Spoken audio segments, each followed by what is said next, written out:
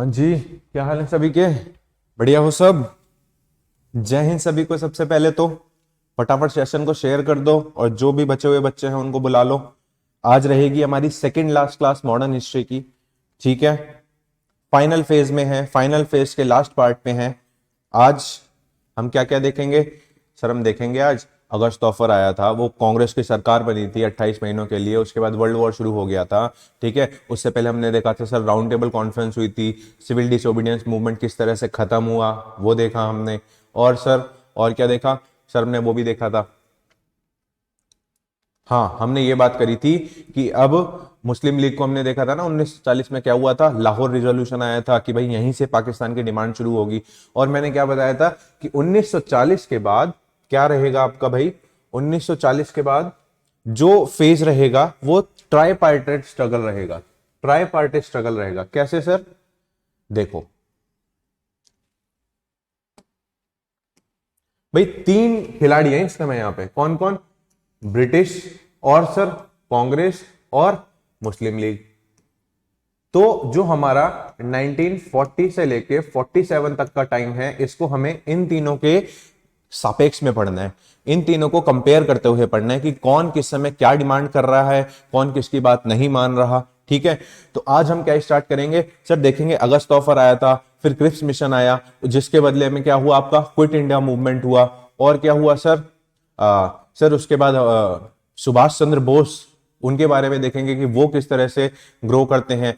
Indian national army, ठीक है, आजाद हिंद फौज, वो कैसे पिक्चर में आई उसके बारे में देखना है। और क्या देखना है? बीच बीच में दो तीन प्लान्स आए थे कांग्रेस और मुस्लिम लीग के कॉन्फ्लिक्ट को खत्म करने के लिए, जैसे सी राजगोपालाचारी फॉर्मूला है। उसके अलावा क्या है सर? उसके अलावा आपका वेवल प्लान आया था। और सर एक एक पैक्ट हुआ था जिसे कहते हैं देसाई लियाकत पैक्ट, वो भी देखना है। ठीक है, तो चलो फिर स्टार्ट करते हैं।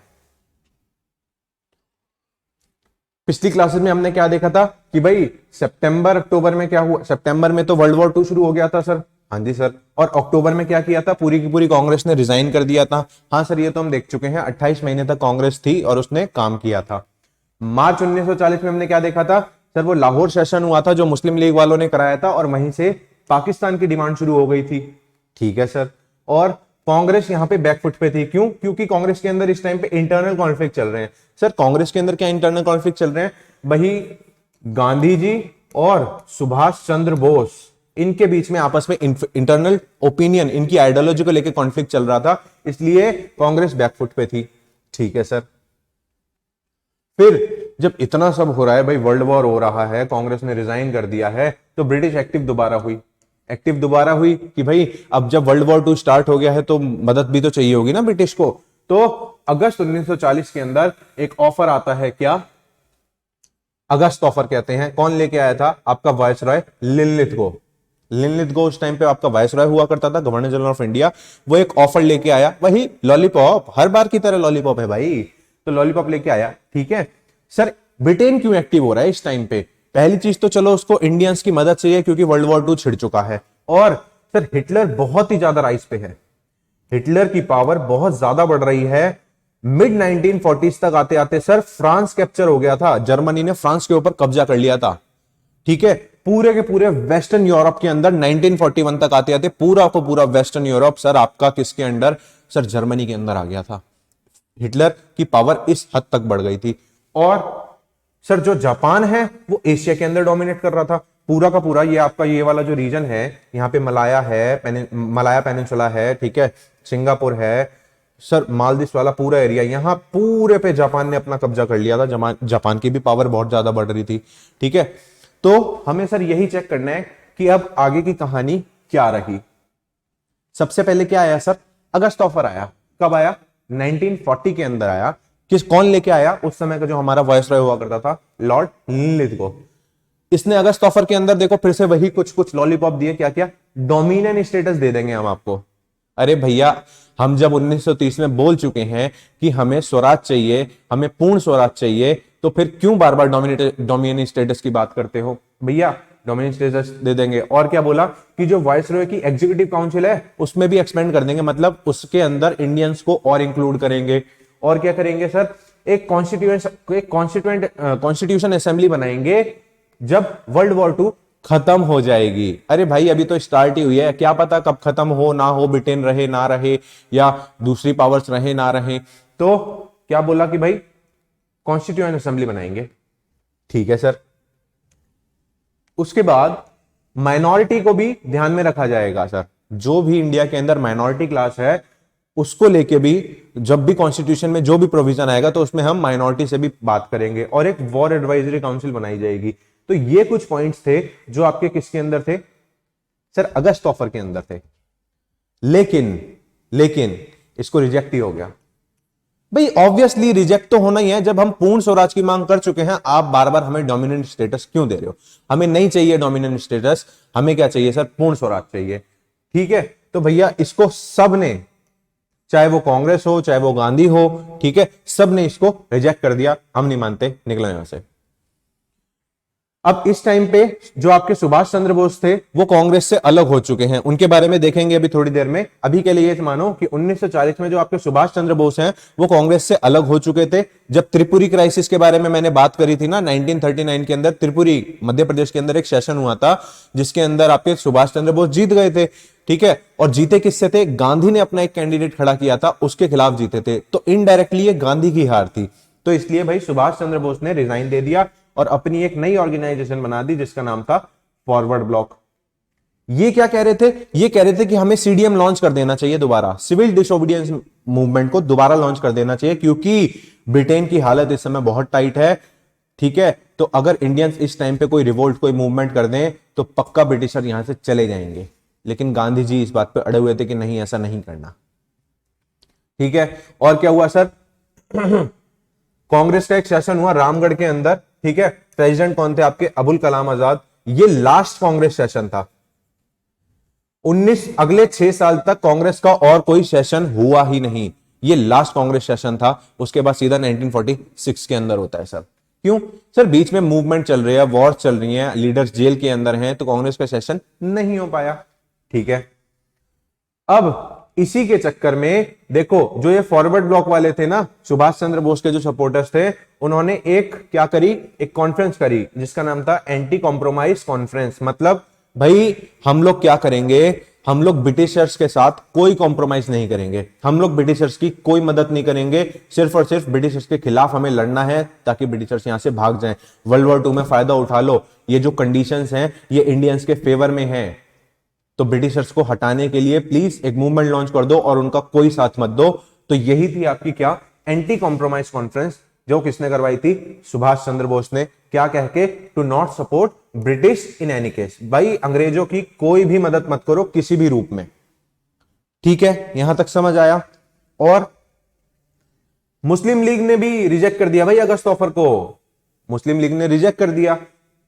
और बाय मार्च 1941 एक्सट्रीम कम्युनलिज्म, भाई एक्सट्रीम कम्युनलिज्म, कल हमने देखा था ना कम्युनलिज्म क्या होता है। जब एक्सट्रीम वाला लेवल आ जाता है फिर तो दंगे ही होते हैं, सिर्फ मार पिटाई होती है, खून खराबा होता है बस, ठीक है सर। और देखो मुस्लिम लीग वाले इस टाइम पे क्या प्रोपेगेट कर रहे हैं, क्या आइडियोलॉजी बोल रहे हैं? If you want to save Islam in this country, मतलब इंडिया, अगर आपको इस्लाम धर्म को बचाना है इंडिया के अंदर, तो Pakistan is the only solution, you have to make a separate country Pakistan. इस तरह की आइडियोलॉजी, इतना एक्सट्रीम कम्युनलिज्म हो चुका है कि नहीं भैया अब तो पाकिस्तान बनेगा तो ही बचेंगे, नहीं तो भारत के अंदर कोई मुसलमान नहीं बच पाएगा। कितनी गंदी आइडियोलॉजी प्रोपेगेट की जा रही है इस टाइम पे, ठीक है। तो भैया क्या हुआ, ये लोग यही प्रोपेगेट कर रहे हैं कि इंडिया के अंदर अगर इस्लाम को बचाना है तो भैया आपको क्या करना पड़ेगा, इंडियन मुस्लिम को अगर बचाना है तो पाकिस्तान राज्य बना दो। और मैंने आपको पहले भी बताया था कि सर ये जो नेशनलिस्ट मुस्लिम लीडर हुआ करते थे, जैसे आपके अबुल कलाम आजाद हो गए, ठीक है, और आपके वो हो गए मौलाना अबुल कलाम आजाद, और खान अबुल बादशाह खान के बारे में हमने देखा था ना, खान गफ्फार, जो फ्रंटियर गांधी जिनको कहते हैं, जिन्होंने सीडीएम में पार्टिसिपेट किया था। तो ये मुस्लिम लीग वाले पता है उनको क्या कहते थे कि तुम तो काफिर हो, तुम्हें इस्लाम की कोई नॉलेज नहीं है। अरे भैया रहने दो, वो नेशनलिस्ट लोग हैं, वो पूरी सोसाइटी के बारे में सोच रहे हैं, वो तुम्हारी तरह केवल और केवल मुसलमान के हित के बारे में नहीं सोच रहे। तो ये लोग क्या कहते थे, ये जो नेशनलिस्ट मुस्लिम हुआ करते थे, जो भारत पूरे देश के बारे में सोचते थे, ठीक है, उनको क्या बोलते हैं, ये मुस्लिम लीग वाले बोलते हैं कि ये तो शो बॉयज हैं, शो बॉयज हैं, बस ये दिखाने के लिए रखे हुए हैं कांग्रेस वालों ने ठीक है, और ये सब के सब क्या है, गद्दार हैं, इस्लाम के गद्दार हैं, काफिर हैं ये सब। इस हिसाब की एक्सट्रीम कम्युनलिज्म आ चुकी है। ये था आपका अगस्त ऑफर जो हर एक ने रिजेक्ट कर दिया सर। ठीक है, अब देखो क्या चल रहा है। ये है इंडिया के अंदर, ठीक है, इनसाइड मतलब इंडिया के अंदर क्या चल रहा है इस टाइम पे भाई। सितंबर 1940 के अंदर गांधी जी ने यह कहा कि हमें इंडिविजुअल सत्याग्रह करने चाहिए। मतलब सर एक एक आदमी, भले ही आप सारे इकट्ठे ना हो, लेकिन एक एक आदमी क्या करे, इंडिविजुअल सत्याग्रह करे। सर इकट्ठे क्यों नहीं हो भाई, सारे लोग इकट्ठा अगर हो जाएं और फिर मूवमेंट करेंगे तो ज्यादा फायदा होगा ना भाई। वो इसलिए नहीं हुआ क्योंकि 1939 के अंदर आपका क्या हुआ था भाई, 1939 के अंदर आपका एक एक्ट आया था जिसे कहते हैं defence of India act. Defence of India act. तो इस एक्ट में क्या किया गया था, जो भी नेशनलिस्ट एक्टिविटी हो रही थी इंडिया के अंदर, जो भी राष्ट्रवाद को लेकर काम किया जा रहा था, मूवमेंट चल रहा था, उन सबको सीधा ही उठा के जेल के अंदर डाल देते थे। और अगर काम नहीं भी हो रहा है राष्ट्रवाद को लेकर, तो केवल और केवल शक्यता, मतलब अगर किसी के ऊपर शक है तो भी जेल के अंदर डाल देते हैं 2-3 साल के लिए। प्रिवेंटिव डिटेंशन का नाम दिया गया उसे, कि भैया ये आगे कुछ बड़ा खेल कर सकता है तो इसको पहले ही अंदर कर दो। और कोई वकील नहीं, कोई केस नहीं, कोई दलील नहीं, सीधा का सीधा अंदर। तो भैया जब ये एक्ट आ गया था, और क्या हुआ था सर, प्रेस जो हुआ करता था, न्यूज़पेपर, उनका भी गला घोट दिया कि नहीं तुम नहीं लिख सकते कुछ।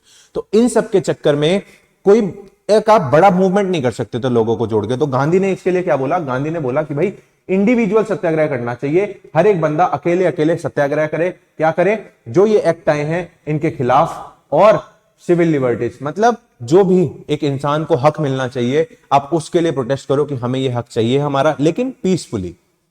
ठीक है, कोई वायलेंस नहीं होना चाहिए इसके अंदर। ठीक है सर। अक्टूबर 1940 के अंदर क्या हुआ, दिल्ली चलो का एक मूवमेंट चला। दिल्ली चलो का मूवमेंट चला, किसने चलाया, विनोबा भावे जी ने चलाया। वर्धा से लेके दिल्ली तक जाएंगे हम लोग, पैदल पैदल जाएंगे। ठीक है सर। इसके अंदर कौन कौन शामिल हुआ, तो नेहरू जी शामिल हुए, ब्रह्मदत्त एक लीडर हुआ करते थे वो शामिल हुए। इन सबको जब ये दिल्ली पहुंचे जेल के अंदर डाल दिया। 1940s के अंदर इन सबको जेल के अंदर डाल दिया भाई। लगभग 25,000 लोग गए थे वर्धा से लेके कहां तक सर, दिल्ली तक, दिल्ली चलो मूवमेंट के अंदर, और सबको क्या कर दिया, जेल में डाल दिया। तो ये जो इंडिविजुअल सत्याग्रह था ये चलता रहा लगभग मई 1941 तक। ठीक है सर। अब जो ये वाला पोर्शन है ये है आउटसाइड इंडिया, मतलब इंडिया के बाहर क्या चल रहा है। इंडिया के बाहर क्या चल रहा है, बाय दिसंबर 1941 पूरा का पूरा जो वेस्टर्न यूरोप था भैया जर्मनी के अंडर आ गया। वो फ्रांस तो ऑलरेडी कैप्चर ही कर लिया था। पूरा का पूरा आपका वेस्टर्न वाला रीजन, वेस्टर्न यूरोप, और जो आपका फ्रांस था ये जर्मनी के अंडर आ गया था। हिटलर की पावर एकदम पीक पे थी। ठीक है सर। और जापान भैया वो एशिया के अंदर रीच फैला रहा है अपनी। जापान पूरा का पूरा डोमिनेट कर रहा है, पूरा का पूरा आपका एशियन रीजन। ये देख रहे हो भाई, ये है छोटा सा जापान, यहां पे ये रहा, ये छोटा सा जापान है। इसने भैया इन सारी चीजों पे कब्जा कर रखा है, इस पे भी, फिलीपींस पे भी, इंडोनेशिया वाले पूरे पे, ये थाईलैंड वाईलैंड, मलाया प्रायद्वीप, पूरा इन सब पे क्या हो रखा है भाई, जापानियों का कब्जा चल रहा है, क्योंकि जापान इधर से डोमिनेट कर रहे हैं। ठीक है। और ये तो बहुत ही ज्यादा ब्रूटल हुआ करते थे। ब्रूटल मतलब बहुत क्रूअल हुआ करते थे, बहुत ज्यादा एक्सप्लॉयटेशन करते थे, मेंटली हरास करते थे, फिजिकली, सेक्सुअली, हर तरीके से हरासमेंट करते थे जापानीज वाले। इवन मैं आपको एक बात बताऊं तो कुछ कुछ रिपोर्ट्स ऐसी भी हैं जिसमें यह तक बोला गया है कि जो ये जापानीज थे ना, ये कैनाबिलिज्म भी करते थे। सर कैनाबिलिज्म का मतलब आदमखोर, आदमियों को, इंसानों को काट के खाना। लेकिन केवल जब जापानी आर्मी का कुछ एक बहुत छोटा सा हिस्सा, इतने ब्रूटल हुआ करते थे ये लोग। ठीक है। ठीक है जी। इनका क्या मानना था कि भाई एशिया फॉर एशियंस, भाई जो एशिया है वो सिर्फ और सिर्फ एशियंस से बिलोंग करना चाहिए, उसमें कोई यूरोपियन पावर नहीं होनी चाहिए। ठीक है। और साथ साथ देखो सुभाष चंद्र बोस जर्मनी के अंदर हिटलर से मिल रहे हैं कि भैया हमारी भी मदद कर दो, क्योंकि जर्मनी तो ऑब्वियसली ब्रिटेन के खिलाफ ही है ना, फ्रांस पे कब्जा कर चुका है और वेस्टर्न यूरोप कब्जा कर चुका है।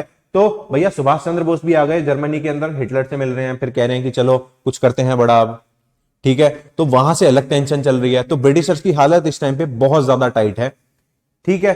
तो इसी के लिए क्या किया गया भाई, इसी के लिए फटाफट ब्रिटिश सरकार ने एक क्रिप्स मिशन बनाया और उसको भेजा इंडिया के अंदर 1942 में, क्योंकि बहुत ज्यादा हालत खराब हो चुकी है ब्रिटेन की, तो सर क्रिप्स मिशन आ गया। तो by March 1942 British seeking Indian help, अब ब्रिटिशर्स को इंडियन की जरूरत है जो इंडिया के अंदर लीडर बैठे हुए हैं, क्योंकि वो भी तो कुछ कुछ चमचे हैं ना, ठीक है, हमारा राइट विंग पूरा का पूरा चमचा बैठा होता उनका, ठीक है जी। तो ब्रिटिश क्या सोच रहे हैं कि भाई इंडियंस हमारी मदद कर दें, इसलिए स्टैफर्ड क्रिप्स की अध्यक्षता में इंडिया के अंदर मिशन भेजा गया कि भैया कुछ भी करके इंडिया वालों से बात करो ताकि वो ब्रिटेन का सपोर्ट करें, ठीक है सर। अब देखो इस मिशन में भी क्या रिपोर्ट में बोला गया कि डोमिनेंट स्टेटस, अरे फिर वही बात यार, फिर डोमिनेंट स्टेटस पे आ गए, हम लोग कह रहे हैं हमें कंप्लीट इंडिपेंडेंस चाहिए, तुम फिर डोमिनेंट स्टेटस पे आ गए हैं, फिर वही बात बोल दी, constitution assembly after world war 2। अरे भाई कैसे, हमें तो पता ही नहीं वर्ल्ड वॉर का परिणाम क्या होगा, आप कैसे कह सकते हो कि कॉन्स्टिट्यूशन असेंबली बन जाएगी और Britain will accept Indian terms and condition, ये और बोल दिया, लेकिन कैसे ये नहीं बोला, क्या पता उसके अंदर आप दोबारा कोई झोल ले आओ, लूप होल ले आओ, कोई भरोसा नहीं है उस चीज का। और क्या प्रोविजन दिया, एक प्रोविजन ये भी था कि जो भी इंडिया के साथ ज्वाइन नहीं होना चाहता उसके लिए हम अलग से सेपरेट कॉन्स्टिट्यूशन बना देंगे। दैट मीन्स ये वाला प्रोविजन जो था आपका, ये एक इनडायरेक्ट धमकी थी इंडिया वालों के लिए कि पार्टीशन कर देंगे इंडिया और पाकिस्तान, ये एक इनडायरेक्ट धमकी थी, ठीक है जी। और क्या बोला, इंडिया का जो डिफेंस है पूरा का पूरा वो ब्रिटिश के हाथों में ही रहेगा, इंडिया का पूरा डिफेंस ब्रिटिशर्स के हाथों में ही रहेगा। ऑब्वियसली भाई कौन एक्सेप्ट करेगा इसको, कोई एक्सेप्ट नहीं करेगा भाई, कोई एक्सेप्ट नहीं करेगा।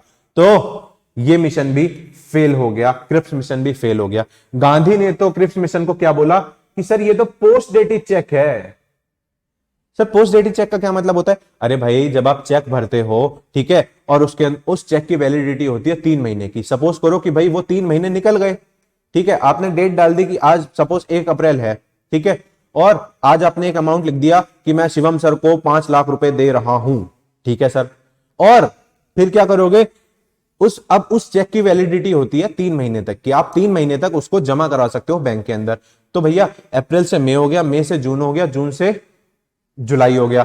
अब अगर मैं 1 जुलाई को जाऊंगा बैंक के अंदर वो चेक जमा कराने के लिए, तो क्या होगा सर, एक्सेप्ट ही नहीं होगा वो तो, क्योंकि उसकी वैलिडिटी ही 3 महीने की होती है। तो इसीलिए गांधी जी ने ये कहा कि भैया ये जो क्रिप्स मिशन है ना, ये तो एक पोस्ट डेटेड चेक है, कोई फायदा ही नहीं है इसका, डोमिनेंट स्टेटस हमें चाहिए नहीं है। कॉन्स्टिट्यूशन असेंबली के आप कह रहे हो वर्ल्ड वॉर के बाद बनाएंगे, उसका भी कोई भरोसा नहीं है। ऊपर से इनडायरेक्टली धमकी और दे दी, क्या धमकी दे दी कि भाई जो इंडिया के साथ शामिल नहीं होना चाहता उसके लिए हम सेपरेट कॉन्स्टिट्यूशन बना देंगे। तो इतना बेकार का क्रिप्स मिशन आया तो ऑब्वियसली रिजेक्ट तो होना ही था, ठीक है सर। तो भैया अप्रैल 1942 के अंदर वापस चला गया, मार्च में आया और अप्रैल एक ही महीने के अंदर अंदर इसको चल भाई चल वापस निकल, क्रिप्स मिशन वापस चला गया।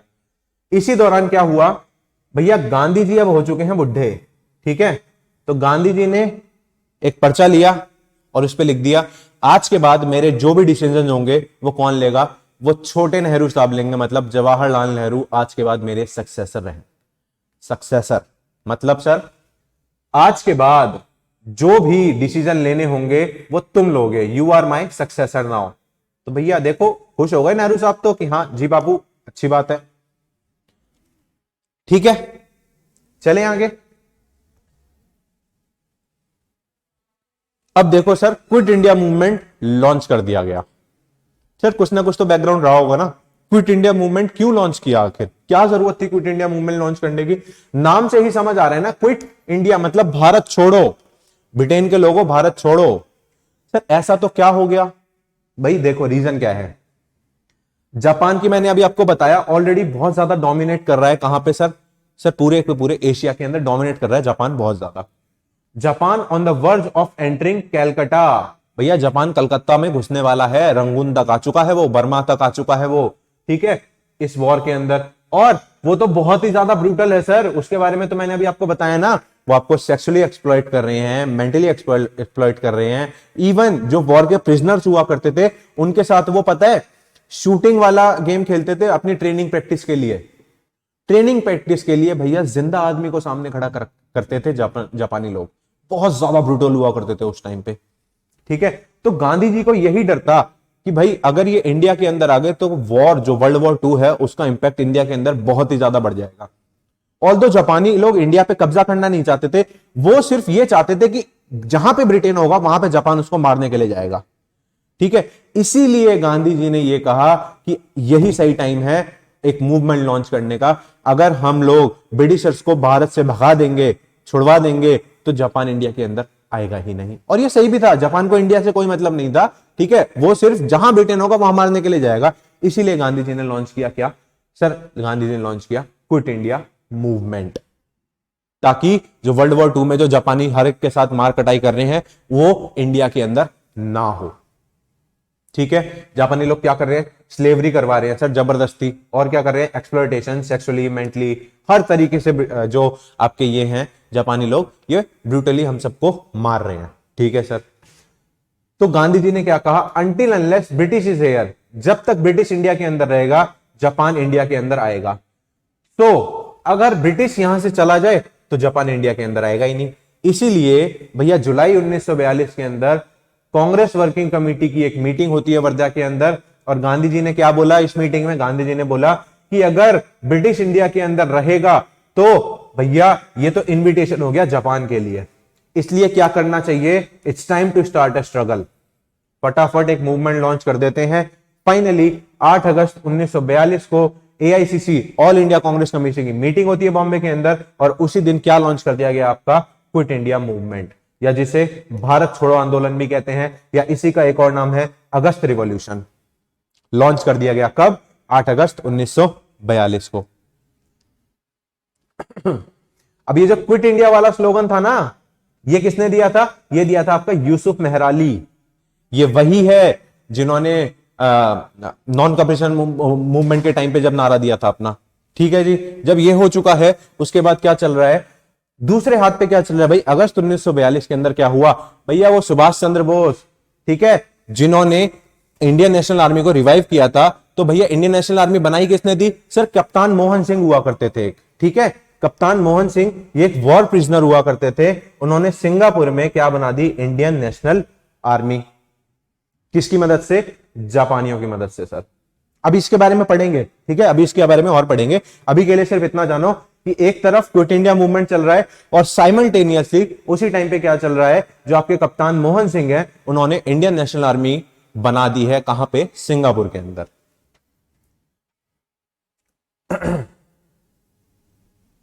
हाँ, मैं ये बता रहा था, ये जो यूसुफ मेहराली है ना, तो जब वो नहीं चल रहा था आपका Simon go back, anti Simon movement चल रहा था, तो जो साइमन गो बैक का जो नारा था वो भी इन्होंने ही दिया था। और क्विट इंडिया में क्विट इंडिया का जो नारा है, भारत छोड़ो का जो नारा है, वो भी इन्होंने ही दिया। गांधी जी ने क्या बोला? डू और डाई, भैया करो या मरो, this is the final time, this is the moment. अगर जापान इंडिया के अंदर आ गया तो बहुत ज्यादा मारकाट मच जाएगी, इसलिए करो या मरो। अब आप लोगों को भैया क्विट इंडिया लॉन्च कर दो, कुछ भी हो, बस ब्रिटिशर्स को भारत से निकालना है। ठीक है, ये थे आपके कप्तान मोहन सिंह। इनके ऊपर एक बुक भी लिखी गई है जिसका नाम है द अनसंग हीरो। ठीक है, याद रखना उसका। तो क्विट इंडिया मूवमेंट के अंदर सर क्या क्या बोला, क्या क्या करेंगे भाई? किसानों को बोला कि कोई टैक्स मत दो। ठीक है, जो भी स्टूडेंट होते थे उनको क्या बोला? रेडी फॉर सेक्रीफाइस, सारी पढ़ाई लिखाई छोड़ दो, लेकिन अभी स्टूडेंट्स भैया देश को आपकी जरूरत है, अभी पढ़ाई लिखाई छोड़ो, सेक्रीफाइस करने के लिए रेडी हो जाओ। सोल्जर्स जो आर्मी के अंदर जवान हुआ करते थे उनको क्या बोला कि भाई अपने देश के भाइयों पे गोलियां मत चलाओ, वो तुम्हारे ही अपने भाई हैं, they are your fellow countryman, उनके ऊपर गोलियां मत चलाओ। जो भी सरकारी नौकर हुआ करते थे उनको क्या बोले कि भैया रिजाइन मत करो, लेकिन बॉयकॉट कर दो गवर्नमेंट को, कोई काम मत करो, रिजाइन मत करो, चेयर पे बैठे रहो, खाली चाय समोसा खाते रहो, लेकिन सरकार का कोई काम मत करो। ठीक है सर। और प्रिंसली स्टेट्स को लेकर क्या बोला कि भैया प्रिंसली स्टेट्स को भी जो वहां की आम जनता है, जो वहां के राजा है, उनको सपोर्ट करना चाहिए। जो राजा है उसे आम जनता का सपोर्ट करना चाहिए। और क्या करना चाहिए? सॉवरेनिटी ऑफ पीपल, मतलब सर अरे भाई लोगों के पास अपनी डिसीजन मेकिंग अथॉरिटी होनी चाहिए और राजा को उसका साथ देना चाहिए। और साथ साथ क्या बोला? If king is not supporting in the nationalism, अगर क्विट इंडिया मूवमेंट के अंदर कोई राजे रजवाड़े में से कोई राजा अगर अपनी जनता का साथ नहीं दे रहा, अगर कोई क्विट इंडिया मूवमेंट में हिस्सा नहीं ले रहा, तो क्या करो, वो जनता रिवोल्ट कर देगी उस राजा के खिलाफ। गांधी जी ने ये तक बोल दिया। तो people will revolt against him, मतलब किंग। इतना सब क्विट इंडिया मूवमेंट में चल रहा है। ठीक है जी, आगे आ जाते हैं अब सर। अब जब इतना सब हो गया, 8 तारीख को लॉन्च हो चुका है और गांधी जी ने पूरी स्कीम बता दिया क्या क्या करना है क्या क्या नहीं करना, गांधी जी हर चीज बता चुके हैं। तो भैया ऑब्वियसली गवर्नमेंट को तो सबसे पहले रिस्पांस देना ही चलेगा। देख रहे हो अगले ही दिन 8 अगस्त को लॉन्च हुआ था और अगस्त 9 1942 को गवर्नमेंट ने सबको, जितने भी कांग्रेस के लीडर हुआ करते थे, सबको अरेस्ट कर दिया। जो भी प्रेस थी, जो भी न्यूज़पेपर थे, सबका गला घोट दिया, कोई प्रेस वाला कुछ नहीं छापेगा। और क्या करा, लीडरलेस मूवमेंट सर। जब सारे के सारे लीडर आपके जेल के अंदर चले गए तो जो आम जनता है वो क्या करेगी भैया, वो तो वायलेंस ही करेगी ना। इसीलिए इस मूवमेंट में सबसे ज्यादा वायलेंस हुआ था। इस मूवमेंट में लगभग 10 से 11 हजार लोग मारे गए थे। ठीक है, तो ये हो गया गवर्नमेंट का रिस्पांस। अगले ही दिन हो गया, क्यों, देखो ना ब्रिटेन की भी तो हालत टाइट है ना भाई। एक तरफ इंडियन नेशनल आर्मी बन चुकी है, जापानियों का आने का खतरा है, और सर वो बॉयकॉट मूवमेंट चल रहा है, सरकार का लॉस हो रहा है, वर्ल्ड वॉर 2 चल रहा है जहां पे ब्रिटेन की ऐसी की तैसी हो रखी है। जब इतना सब हो रखा है तो ऑब्वियसली सरकार को कुछ कड़े स्टेप तो लेने ही पड़ेंगे। सरकार ने अगले दिन सबको जेल के अंदर डाल दिया। जब जेल के अंदर डाल दिया तो भैया जो भी जनता, आम जनता बची, उनका कोई लीडर ही नहीं है, तो लीडर नहीं है तो आम जनता तो कुछ भी करेगी। इसीलिए वायलेंस हुआ यहां पर बहुत। ठीक है सर, अब चलते हैं आगे। तो लोग, अब जब वॉयलेंस होगा तो लोग तो कुछ भी करेंगे। तो लोगों ने क्या स्टार्ट किया भाई, जो भी ब्रिटिश अथॉरिटी होती थी उनके ऊपर टारगेट करना स्टार्ट कर दिया। ठीक है, जो भी ब्रिटिश अथॉरिटी थी, जो भी ब्रिटिशर्स के ऑफिस हुआ करते थे, वहां जाते थे, तोड़फोड़ करते थे, मारते काटते थे।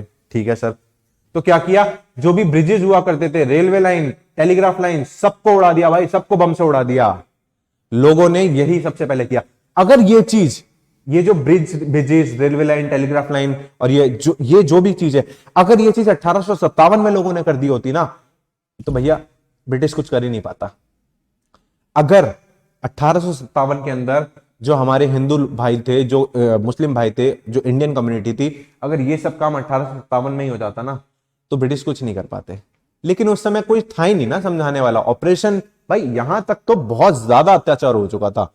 इसलिए अब लोगों में लोग बिल्कुल इम्पेशेंट हो चुके हैं कि नहीं भैया अब हमसे नहीं होगा, अब तो जो मर्जी हम तो करेंगे अब। ठीक है सर, और क्या हुआ, पुलिस स्टेशन के ऊपर अटैक किया गया, स्ट्राइक्स की गई। ठीक है सर, मिल्स के अंदर जो काम करते थे वर्कर, भैया वो सब भी स्ट्राइक पे चले गए। 4 महीने तक मिल्स बंद रही, सारी की सारी फैक्ट्री बंद रही, कोई काम नहीं होगा, सिर्फ और सिर्फ हड़ताल होगी। Serial blast at Ahmedabad Ahmedabad के अंदर कुछ लोगों ने सीरियल ब्लास्ट किया। सर ब्लास्ट किस पे कर दिया, इलेक्ट्रिसिटी ट्रांसफॉर्मर्स। भैया बिजली उड़ा दो, बिजली ही उड़ा दो, ताकि दफ्तरों में कोई काम ही ना हो सके। इसलिए अहमदाबाद के अंदर ट्रांसफॉर्मर को उड़ा दिया गया। जेपी नारायण एक हमारे लीडर हुआ करते थे, इन्होंने आजाद दस्ता बना दिया। आजाद दस्ता ये एक रिवॉल्यूशनरी एक्टिविटी थी।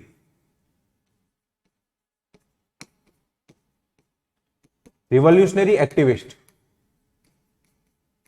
मतलब सर हमने देखा था ना, इंडिया के अंदर रिवॉल्यूशनरी एक्टिविटी 2 फेज में हुई है। पहला फेज था जब वो गदर मूवमेंट वाला हिसाब किताब चल रहा था, है ना, वो 1900 से लेके 1915 तक। फिर दूसरा फेज हमने देखा था जो 1922 से 1931 तक चला था, जब आपका काकोरी हुआ, चंद्रशेखर आजाद थे, भगत सिंह थे, राजगुरु थे। ठीक है, दिल्ली कॉन्स्पिरेसी केस हुआ था, वो बम फोड़ दिया था पार्लियामेंट के ऊपर जाके, वो दूसरा वाला था। उसके बाद जो रिवॉल्यूशनरी एक्टिविटी का जो एक पार्ट आखिरी का बचा था, वो ये था आजाद दस्ता। इन्होंने क्या किया, भैया जो भी जेल के अंदर भाई हैं सबको छोड़ दो, उन सबको छुड़ा दिया इन लोगों ने। तो याद रखना, जो आपके जेपी नारायण होते थे, जयप्रकाश नारायण, उन्होंने आजाद दस्ता एक ऑर्गेनाइजेशन बनाया था। ठीक है सर, और कुछ जगह तो इतनी हालत खराब हो गई थी ब्रिटिश की कि यहीं के लोगों ने, जो इंडियंस हुआ करते थे, उन्होंने कुछ जगह इंडिया के अंदर ही पैरेलल गवर्नमेंट चलाना शुरू कर दिया कि ब्रिटिश सरकार भाड़ में जाओ, हम तुम्हारे लॉ नहीं मान रहे, हम खुद की सरकार बनाएंगे यहां पे अब। तो भैया बलीला के अंदर एक चिट्टू पांडे हुआ करते थे, उन्होंने बना दी। तमलुक, ये सर बंगाल के अंदर है, वहां पे जैतिया सरकार आ गई सर।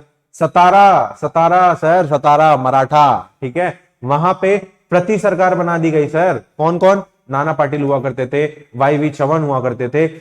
इसी को सतारा के अंदर जो प्रति सरकार चल रही है ना, पैरेलल गवर्नमेंट, इसी को सतारा मूवमेंट भी कहते हैं। याद रखना, इसी को सतारा मूवमेंट भी कहते हैं। क्विट इंडिया के साथ ही चल रही है। और सर गांधी ने इसको रिकॉग्नाइज किया था। गांधी ने सतारा मूवमेंट को रिकॉग्नाइज किया था। इवन सतारा के लोगों ने तो भैया अपना कॉन्स्टिट्यूशन भी बना दिया था। और ये गवर्नमेंट 1945 तक चलती है। ये पैरेलल गवर्नमेंट 1945 तक चलती है सर। इस हिसाब का क्विट इंडिया मूवमेंट चल रहा है।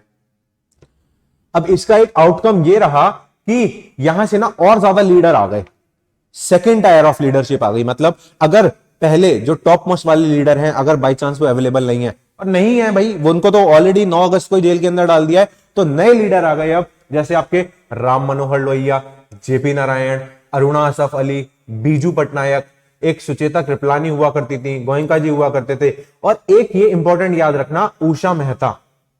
उषा मेहता एक लीडर उभर के आई। ये बॉम्बे के अंदर ना अंडरग्राउंड रेडियो चला रही हैं। अंडरग्राउंड रेडियो मतलब छुप के अपना रेडियो ब्रॉडकास्ट करती हैं, लोगों को मोटिवेट कर रही हैं राष्ट्रवाद की भावना के लिए, क्विट इंडिया मूवमेंट में सपोर्ट करने के लिए। एक अंडरग्राउंड एक्टिविटी चल रही है ये, ठीक है सर। अब जब इतना सब हो रहा है ना, जब इतना सब हो रहा है कि पैरेलल गवर्नमेंट भी चल रही है और लोगों ने स्ट्राइक कर रखी है, ब्रिजेस उड़ा दिए, रेलवे लाइन उड़ा दी, टेलीग्राफ लाइनें खत्म कर दी, तो भैया सरकार ने फिर कड़ा स्टेप लिया। सरकार ने थोड़े से भारी स्टेप लिए। क्या करा? लाठीचार्ज शुरू कर दिया, आंसू गैस के गोले फेंके गए, लगभग 10,000 लोग मारे गए। लगभग 10,000 लोग मारे गए सर, ठीक है। अब गांधी जी जो थे भैया, उनको तो हाउस अरेस्ट कर रखा था। कहां पे? आगा खान प्लेस के अंदर हाउस अरेस्ट कर रखा था इनको यहां पे, मतलब नजरबंद। गांधी जी कहीं बाहर नहीं जाएंगे भैया, यहीं रहेंगे, हाउस अरेस्ट। और गांधी जी ने इसी वायलेंस के खिलाफ, जो टीयर गैस छोड़े गए थे, लोगों के ऊपर लाठीचार्ज किया था, इसी के खिलाफ गांधी जी ने फास्टिंग भी करी थी कि भैया मैं भूखा रहूंगा। और इसी टाइम पे देखो क्या चल रहा है, बंगाल के अंदर सर फेमाइन चल रहा है। 30 लाख लोग ऑलरेडी मर चुके हैं। इतना बुरा हाल चल रहा है। इससे पता चलता है कि ब्रिटिशर्स जो थे, ठीक है, उनको इंडिया को लेके क्या स्टैंड था। सर कोई स्टैंड नहीं था, कोई स्टैंड नहीं था ब्रिटिशर्स का इंडिया को लेके। 30 लाख लोग बंगाल में सिर्फ भूखमरी से मर गए। तुम लोग क्या कर रहे थे? सारा का सारा जो यहाँ पे क्रॉप्स बनता था, उसको तो आप वर्ल्ड वॉर 2 में जो वहां पे आपके सैनिक बैठे हैं, उनके लिए आप स्टॉक में रख लेते थे, ये सब बचा बचा के। तो यहां की जनता भूखी मर रही है सर।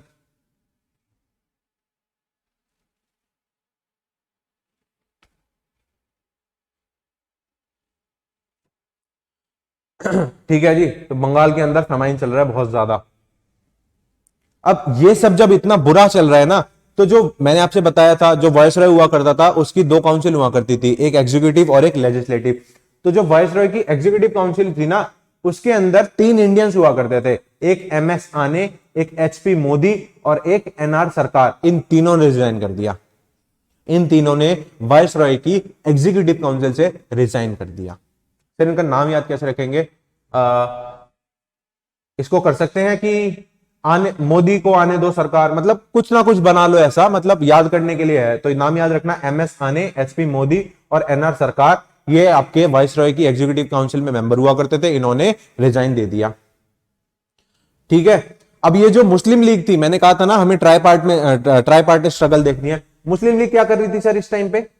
मुस्लिम लीग कुछ नहीं कर रही थी। मार्च 1943 के अंदर मुस्लिम लीग क्या कह रही है कि भैया हम क्विट इंडिया मूवमेंट के अंदर पार्टिसिपेट नहीं कर रहे, इंस्टेड क्या करेंगे? Divide and quit. Divide and quit करो सर। भारत छोड़ने से पहले आप भारत को 2 हिस्सों में डिवाइड करो, उसके बाद जाओ यहां से। इस तरीके की नारेबाजी कौन कर रहा था? मुस्लिम लीग वाले। यहीं पे उन्होंने क्या शुरू कर दिया? पाकिस्तान डे सेलिब्रेट करना स्टार्ट कर दिया यहीं से। अरे भाई, एक तरफ क्विट इंडिया मूवमेंट चल रहा है जहां पे सारी की सारी सोसाइटी इकट्ठी हो रखी है ताकि ये ब्रिटिशर्स इंडिया से चले जाएं और हम लोग ढंग से रह सके, और वहीं पे मुस्लिम लीग वाले क्या कर रहे हैं कि भैया पहले भारत को 2 हिस्सों में तोड़ो, उसके बाद जाओ यहां से। पाकिस्तान डे तक सेलिब्रेट कर दिया इन लोगों ने। इस हिसाब का कम्युनलिज्म हो चुका है जहां से वापिस आना बहुत ही ज्यादा मुश्किल है अब, ठीक है। और क्या चल रहा है? अब कोई लीडर है नहीं है, ज्यादा कुछ काम हो नहीं रहा है, बंगाल के अंदर ऑलरेडी फेमाइन है, तो भैया क्विट इंडिया मूवमेंट 1943 तक आते आते फेड हो गया। 1944 तक भी थोड़ा सा रहा, ठीक है। 1944 के शुरुआत के महीनों में जनवरी फरवरी के अंदर फाइनली आपका क्विट इंडिया मूवमेंट पूरा का पूरा फेड आउट हो गया, क्योंकि कोई लीडर नहीं है उसको चलाने वाला। गांधी जी को मई 6 1944 के अंदर छोड़ दिया गया मेडिकल ग्राउंड्स के ऊपर, और by the end of 1945 viceroy भी बदल गया। कौन आया? Lord Wavell. ये असल में आ तो 44 में ही गया था ये, ठीक है, 44 में ही आ गया था ये। By the end of 1944 viceroy भी बदल चुका है। कौन है आपका? Lord Wavell. असल में ना ये जो लॉर्ड वेवल है, ये पहले कमांडर इन चीफ हुआ करता था, ये CIC commander in chief, army का हेड हुआ करता था, फिर इसी को अपग्रेड करके गवर्नर जनरल ऑफ इंडिया या वायसरॉय बना दिया गया। अब ये जो आगा खान प्लेस है ना, जहां पे गांधी जी को हाउस अरेस्ट किया था, वो कुछ ऐसा है। यहीं पे गांधी जी रहते थे, यहीं पे हाउस अरेस्ट रखा था उनको। क्विट इंडिया मूवमेंट हो चुका है खत्म सर। एक बार फटाफट देख लेते हैं, रिवाइज कर लेते हैं कि क्या हुआ अभी तक। क्या हुआ? हमने देखा था अगस्त 1940 के अंदर सर अगस्त ऑफर आया था ना, लिलित को लेके आया था, जिसको रिजेक्ट कर दिया था। हाँ सर। उसके बाद 1941 में गांधी ने क्या कहा था कि भैया सबके सब इंडिविजुअल सत्याग्रह करो। हाँ सर, कर लेंगे। 1941 के एंड तक आते आते वर्ल्ड वॉर 2 के अंदर भैया जापान की तो ऑलरेडी पावर बहुत ज्यादा बढ़ गई है। हाँ सर, और जर्मनी वालों ने भी बहुत ज्यादा तरकाट मचा रखा है, पूरा का पूरा वेस्टर्न यूरोप, फ्रांस पे कब्जा कर लिया है, तो ब्रिटेन का डिक्लाइन चल रहा है वहां पे। हाँ जी सर। मार्च 1942 के अंदर क्या हुआ था सर? वो क्रिप्स मिशन आया था जो इंडिया वालों की मदद लेना चाहता था, लेकिन क्रिप्स मिशन भी फेल हो गया। बस इसकी एक बात ये इंपॉर्टेंट है कि क्रिप्स मिशन ने ना पाकिस्तान की डिमांड को एक्सेप्ट किया था। अकेला ये मिशन है जिसने पाकिस्तान की डिमांड को एक्सेप्ट किया था, ठीक है। क्वेश्चन आ सकता है ये कि भाई क्या ऐसा कोई मिशन है जिसने पाकिस्तान को डिमांड को एक्सेप्ट किया था? हाँ जी सर, क्रिप्स मिशन ने किया था। ठीक है, आगे चलें। अगस्त 1942 में सर क्या हुआ था? क्विट इंडिया मूवमेंट लॉन्च कर दिया था। हाँ जी सर। 1943 में गवर्नमेंट का ऑपरेशन बहुत ज्यादा बढ़ गया था, अत्याचार बढ़ गया था, जब टीयर गैस छोड़ रहे हैं, आंसू के गोले और लाठीचार्ज चल रहा है, और साथ ही साथ बंगाल के अंदर क्या आ रखा था? फेमाइन आ रखा था, जिसमें 30 लाख से ज्यादा लोग की मृत्यु हो चुकी है। और फिर आपका 43-44 के अंदर क्या होता है? वेवल आती है, मतलब वेवल की सरकार आती है, जो कमांडर इन चीफ हुआ करता था, जिसको अब गवर्नर जनरल ऑफ इंडिया बना दिया गया। आई बात समझ यहां तक? अब जब वेवल की सरकार आई है ना, उस टाइम पे कुछ कुछ चीजें कॉन्टेम्परेरी मतलब साथ में चल रही हैं। जैसे एक साइड में सुभाष चंद्र बोस पिक्चर के अंदर आ चुके हैं। ये सुभाष चंद्र बोस कहां पहुंच चुके हैं सर? सिंगापुर के अंदर पहुंच चुके हैं। इन्होंने इंडियन नेशनल आर्मी को दोबारा रिवाइव कर दिया है। और इस इंडियन नेशनल आर्मी के अंदर कौन से लोग हुआ करते थे? प्रिजनर्स ऑफ वॉर, जो भारतीय लोग लड़ रहे थे ब्रिटिश के लिए दूसरे देशों के अंदर, तो उनमें से कुछ को पकड़ के बंदी बना लिया था दूसरे देश वालों ने, जैसे जर्मनी हो गया, जापान हो गया। तो वहीं पे जो हमारे भारत के जो बंदी सोल्जर्स हुआ करते थे, उन्हीं को लेके एक INA बनाया गया था, ठीक है। और सर INA ने तो पता है क्या करा था? अंडमान निकोबार तक पे कब्जा कर लिया था। उसके बाद रंगून में आ गए थे ये लोग। फिर 1944 में कोहिमा और इम्फाल पे अटैक कर दिया था इन लोगों ने, लेकिन कोहिमा और इम्फाल पे ही इन्हें अपनी हार झेलनी पड़ती है। यहीं से INA का डिक्लाइन स्टार्ट होता है सर। रिट्रीट मतलब वापिस जाना पड़ा इनको। और वर्ल्ड वॉर 2 में क्या चल रहा है सर? वो यूएसए ने एंट्री ले ली है सर, यूएसए ने एंट्री ले ली है। तो जैसे यूएसए की एंट्री हुई तो भैया यूरोप की पावर दोबारा बढ़ने लगी, मतलब ये ब्रिटेन की, फ्रांस की, इनकी पावर दोबारा बढ़ने लगी। फाइनली जर्मनी और जापान का डिक्लाइन स्टार्ट होता है। जब इनका डिक्लाइन स्टार्ट हुआ तो इंडियन नेशनल आर्मी का भी डिक्लाइन स्टार्ट हुआ, और INA ट्रायल्स हो जाते हैं कब? अगस्त अक्टूबर 1945 के अंदर। पढ़ेंगे इसके बारे में। मैं सिर्फ ये बता रहा हूं कि देखो, वेवल की सरकार पे एक तरफ तो ये काम चल रहा है, दूसरी तरफ क्या चल रहा है?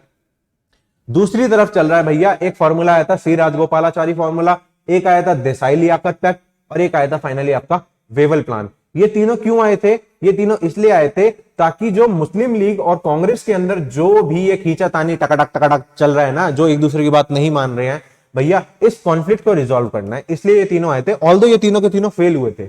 देखते हैं अभी इनके बारे में एक एक करके। तो ये थे आपके राजगोपालाचारी जी, ये थे आपके भूला भाई देसाई, और ये थे आपके कौन, लियाकत अली खान। ठीक है जी। तो जब वेवल की सरकार आई है तब एक तरफ आईएनए के ट्रायल स्टार्ट हो गए हैं और दूसरी तरफ क्या चल रहा है, ये तीनों पैक्ट चल रहे हैं। एक एक करके अब इनको देख लेते हैं फटाफट। तो जो सी राजगोपालाचारी फॉर्मूला है ये क्या है सर, कब आया था, ये आया था मार्च 1944 के अंदर, मार्च 1944 में आया सर। ठीक है, राजगोपालाचारी ने क्या कहा कि हम पाकिस्तान की डिमांड को एक्सेप्ट करते हैं, चलो मान लिया पाकिस्तान बना लेते हैं।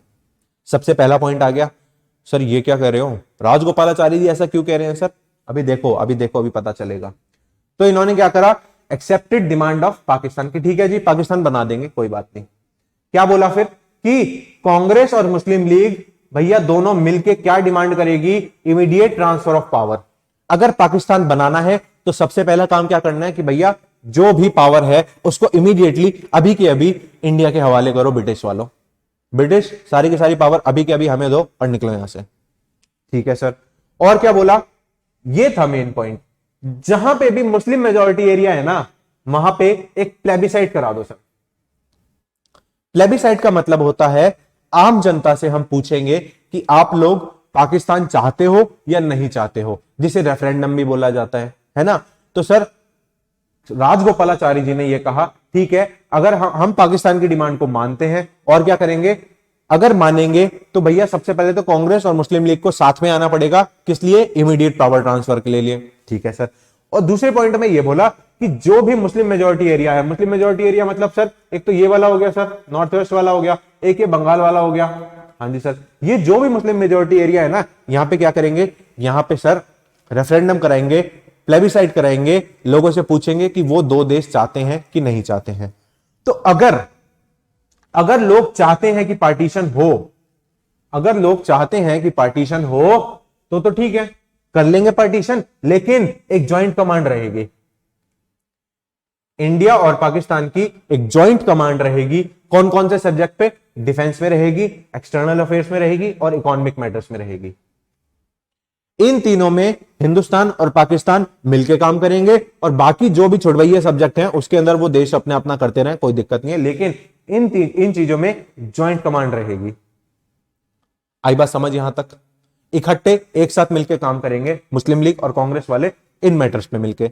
अब प्रॉब्लम क्या थी यहां पे, देखो प्रॉब्लम जानने से पहले एक चीज और जानो, ये जो राजगोपालाचारी ने ये जो लिख के भेजा ना सारा पर्चे पे, सबसे पहले इन्होंने गांधी जी से परमिशन ली थी कि गांधी सर ऐसे ऐसे मैंने एक पर्चा बनाया है, ये मेरा फॉर्मूला है, मैं इसको भेज रहा हूं मुस्लिम लीग वालों के पास। गांधी जी ने कहा ठीक है ट्राई कर लो जाके, अगर मान जाते हैं तो फिर अच्छी बात है। ठीक है सर। तो जब ये लेटर पहुंचा किसके पास, जिन्ना के पास, कि सर ये ऐसे ऐसे राजगोपालाचारी जी ने फॉर्मूला दिया, जरा चेक करो एक बार। तो जिन्ना ने गांधी से कहा कि हाँ भाई वो तुम्हारे एक चमचे थे राजगोपालाचारी, उन्होंने मेरे को लेटर भेजा ही है, देखना जरा सही है क्या ये। तो गांधी जी ने कहा कि भाई मेरी नजर में तो सही है ये, तुम बताओ तुम्हारा क्या हिसाब किताब रहे इस पे, तुम्हारे क्या विचार है इस पे। तो भैया जिन्ना ने गांधी से कहा, क्या कहा कि अगर प्लेबिसाइट होगा मुस्लिम मेजॉरिटी एरिया के अंदर, अगर आप लोगों से पूछोगे कि वो पाकिस्तान की फॉर्मेशन चाहते हैं कि नहीं चाहते, तो क्या होगा, उस प्लेबिसाइट में, उस वोटिंग में सिर्फ और सिर्फ मुस्लिम कम्युनिटी वाले ही क्या करेंगे, आपके सिर्फ और सिर्फ मुस्लिम कम्युनिटी वाले ही वोट देंगे। ये क्या बात हुई भाई, एक बात बताओ भाई, यहां पे इस वाले रीजन में भले ही पाकिस्तान मेजॉरिटी हो, लेकिन बाकी अदर कम्युनिटीज के लोग तो रहते हैं, सिख रहते हैं, पंजाबी रहते हैं, ठीक है, उसके अलावा हिंदू रहते हैं, और कौन रहता है सर, कुछ पारसी फैमिली रहती हैं। इन द सेम वे जो ईस्टर्न बंगाल वाला ये एरिया है, यहाँ पे भी तो सेम बात है भाई, भले ही मुसलमान यहाँ पे मेजोरिटी में हो, लेकिन बाकी कम्युनिटीज भी तो रहती हैं, उनका भी तो अपना कुछ से होना चाहिए ना। लेकिन इस बात को जिन्ना नहीं माना, जिन्ना इस बात को नहीं माना। जिन्ना ने कहा कि अगर आप प्लेबिसाइट कराओगे, अगर आप वोटिंग कराओगे, तो भाई सिर्फ और सिर्फ उसमें मुस्लिम वाले ही वोटिंग करेंगे। तो ऑब्वियसली ये चीज तो होनी ही नहीं थी, क्योंकि सही नहीं है, तो भैया ये प्लान हो गया फेल। ये जो राजगोपालाचारी जी का जो ये फॉर्मूला था, ये हो गया फेल। इसके बाद सितंबर 1944 के अंदर गांधी और जिन्ना के बीच में दोबारा बातचीत हुई थी एक बार, ठीक है, इनफॉर्मल टॉक्स हुई थी, मतलब आमने सामने बैठे थे, बात कर रहे थे, लेकिन कोई लीगल टॉक नहीं थी, कोई फॉर्मल टॉक नहीं थी, कोई मीटिंग स्पेशली कि लिखा हो नहीं जी ये तो फॉर्मल मीटिंग है, नहीं, बस ऐसे बैठे थे, आपस में चाय बिस्कुट खा रहे थे और बात कर रहे थे, इनफॉर्मल टॉक्स कहते हैं उसे, ठीक है। तो बॉम्बे के अंदर हुई थी, लेकिन उसका भी कोई रिजल्ट नहीं आया।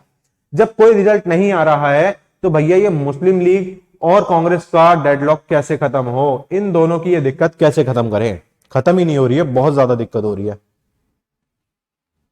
जब खत्म नहीं हो रही है तब पिक्चर में आए आपके कौन, ये देसाई भाई साहब। कौन देसाई भाई साहब सर? ये भूला भाई देसाई। तो भूला भाई देसाई ने फोन किया किसको? लियाकत अली खान को।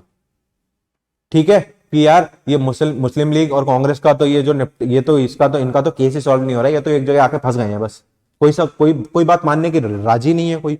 तो भैया इन दोनों के बीच में एक पैक्ट हुआ जिसे कहते हैं देसाई लियाकत पैक्ट। कब हुआ था? 1945 के अंदर हुआ।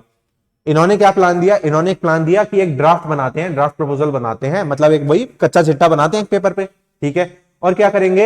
एक इंतरिम गवर्नमेंट बनाएंगे, एक आखिरी सरकार बनाएंगे जो ब्रिटिशर्स के अंदर होगी, जिसमें इंडियंस होंगे। ठीक है सर, और क्या करेंगे? इक्वल रिप्रेजेंटेशन देंगे किस किस को? मुस्लिम लीग और कांग्रेस वालों को।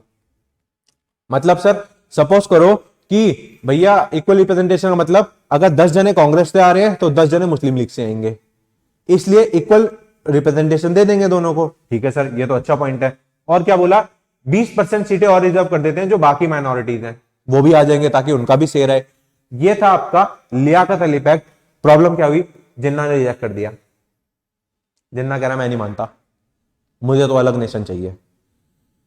इतना ज्यादा कम्युनल हो चुका है जिन्ना कि भैया मुझे अलग देश चाहिए, तुम कुछ भी कर लो, मैं किसी पैक्ट को नहीं मान रहा। तो आपका देसाई लियाकत पैक्ट ये भी हो जाता है फेल, ये भी हो गया फेल। ठीक है जी, इसके बाद क्या हुआ सर? इसके बाद आया आपका वेवल प्लान। वेवल प्लान आता है कब सर? जून 1945 के अंदर आया ये। ठीक है, तो लॉर्ड वेवल ने क्या किया? भैया ये तो इनको तो वैसी गर्मी मतलब ये तो सर्दी वाले लोग हैं, इनको बाकी जगह तो गर्मी लगती है, तो सारे के सारे शिमला पहुंच गए।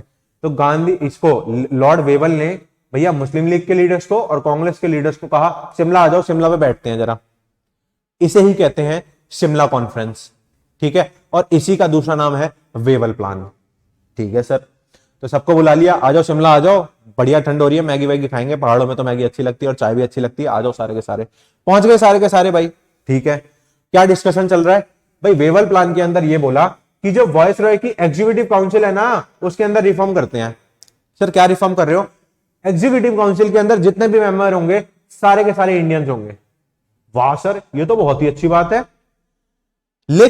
लेकिन जो गवर्नर जनरल ऑफ इंडिया मतलब वायसरॉय और जो कमांडर इन चीफ होगा वो सिर्फ ब्रिटिश होंगे। इन दोनों पोस्ट के अलावा जितने भी एग्जीक्यूटिव काउंसिल के अंदर मेंबर्स हैं सबके सब इंडियंस होंगे।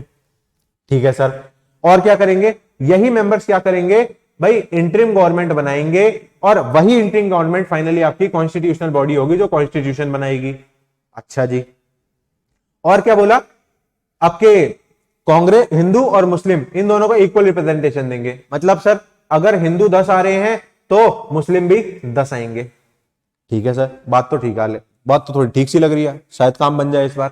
लेकिन प्रॉब्लम क्या थी सर? प्रॉब्लम यह थी कि ये जो हिंदू और मुस्लिम लोग आ रहे हैं इनको आप काउंसिल के अंदर किस बेसिस पे लेके आओगे भाई? इलेक्शन कराओगे या नॉमिनेट करोगे, क्या करोगे? तो बोला कि भाई इनकी मेंबरशिप के लिए नॉमिनेशन कर देंगे, और एक काम करो, ये कांग्रेस एक पर्चा लिया, यहां पे 10 जने बैठे हैं कांग्रेस और मुसलमान वाले। ठीक है, ये अपना एक पर्चा दे देंगे 5 जनों का, ये अपना एक पर्चा दे देंगे 5 जनों का। तो एक ज्वाइंट लिस्ट बना लो, कांग्रेस और मुस्लिम लीग दोनों मिलकर एक लिस्ट बना लो, और वो लिस्ट मुझे दे दो और मैं उनको एग्जीक्यूटिव काउंसिल में नॉमिनेट कर दूंगा। लेकिन जिन्ना फिर बीच में आ गया। मुस्लिम लीग ने वेवल प्लान को कर दिया रिजेक्ट। क्यों? जिन्ना एडमेंट मतलब अपनी बात पे अड़ा ही हुआ था कि केवल और केवल जो मुस्लिम नॉमिनेट होंगे, इसके अंदर हिंदू और मुस्लिम का जो बताया ना मैंने भाई इक्वल रिप्रेजेंटेशन आएगा। तो जिन्ना इस बात पे अड़ गया कि इस काउंसिल के अंदर जो मुस्लिम नॉमिनेट होंगे वो सिर्फ और सिर्फ मुस्लिम ही नॉमिनेट करेगी। अरे ये क्या बात कर रहा है यार? जो कांग्रेस है, कांग्रेस के अंदर भी तो मुसलमान हैं, अच्छे मुसलमान हैं, आपके मौलाना अब्दुल कलाम आजाद, ठीक है, खान गफ्फार, इतने अच्छे अच्छे मुसलमान हैं, नेशनलिस्ट लीडर्स हैं भाई, उनका भी तो अपना से है। लेकिन मुस्लिम लीग जिन्ना इसी बात पे अड़ा हुआ था कि नहीं भाई, जो भी इस काउंसिल के अंदर मुस्लिम जाएगा उसको नॉमिनेट केवल और केवल मुस्लिम लीग करेगी। ऑब्वियसली गलत बात है ये। जब गलत बात है तो भैया वेवल प्लान भी हो गया क्या, फेल। वेवल प्लान भी आपका फेल हो गया। एक चीज देख रहे हो तुम, नोटिस कर रहे हो, जिन्ना इतना ज्यादा कम्युनल हो चुका है, मतलब उसके दिमाग में ना बस वो बस चुका है कि मुझे अलग देश चाहिए। एकदम पक्का दृढ़ विचार है उसके दिमाग में ये कि नहीं भैया मुझे तो चाहिए ही चाहिए, तुम कुछ भी कर लो, मैं कुछ नहीं मानूंगा। अभी कुछ दिन पहले ना कुछ दिन पहले कुछ इंटरव्यू आ रहा था आपका, पाकिस्तान क्रिकेटर्स को लेके कुछ इंटरव्यू था। तो पाकिस्तान में जितने भी ये पाकिस्तान के किसी एक क्रिकेटर ने बोला कि ये हम सब तो एक ही हैं जी, हिंदू मुसलमान सब एक हैं। शोएब अख्तर साहब आ गए सामने कि नहीं नहीं कोई एक नहीं है, हम लोग शुरू से अलग हैं, अलग रहेंगे। तो वही हाल किसका था भैया, इसका था, जिन्ना का। पाकिस्तान में आपको बहुत लोग मिलेंगे ऐसे जो टू नेशन थ्योरी को सपोर्ट करते हैं,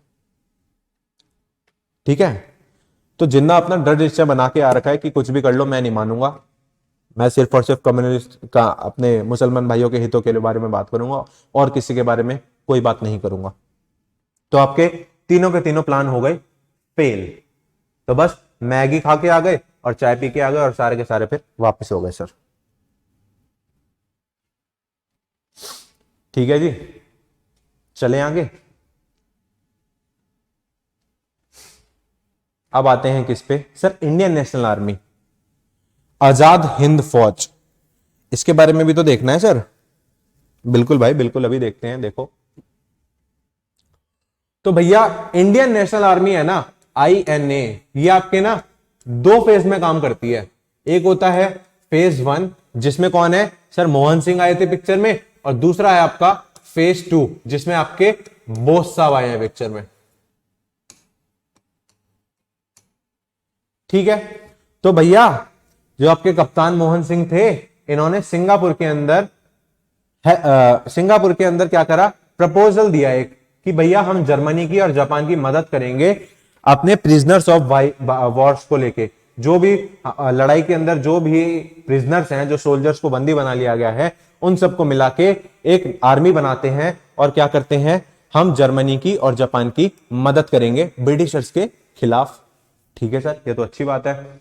और इन सबको और ज्यादा मोटिवेशन कौन दे रहा था, एक वहीं पे एक रिलीजियस गुरु हुआ करते थे जिनका नाम था बाबा प्रीतम सिंह। वो भी कह रहे थे कि हाँ मोटिवेट करो भाई, करना चाहिए, ब्रिटिशर्स के खिलाफ तो लड़ना है।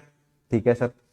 इसी टाइम पे मैंने, जब हम रेवोल्यूशनरी एक्टिविटीज की बात कर रहे थे, तो मैंने आपको बताया था ना, रास बिहारी बोस और वो सचिन सान्याल हुआ करते थे। तो इन दोनों ने तो वो दिल्ली में हार्डिंग के ऊपर, उस समय जो वायसरॉय हुआ करता उसके ऊपर गोला फेंक दिया था, लेकिन वो किसी तरह बच गया था। तो ये तो जापान के अंदर चले गए थे, है ना।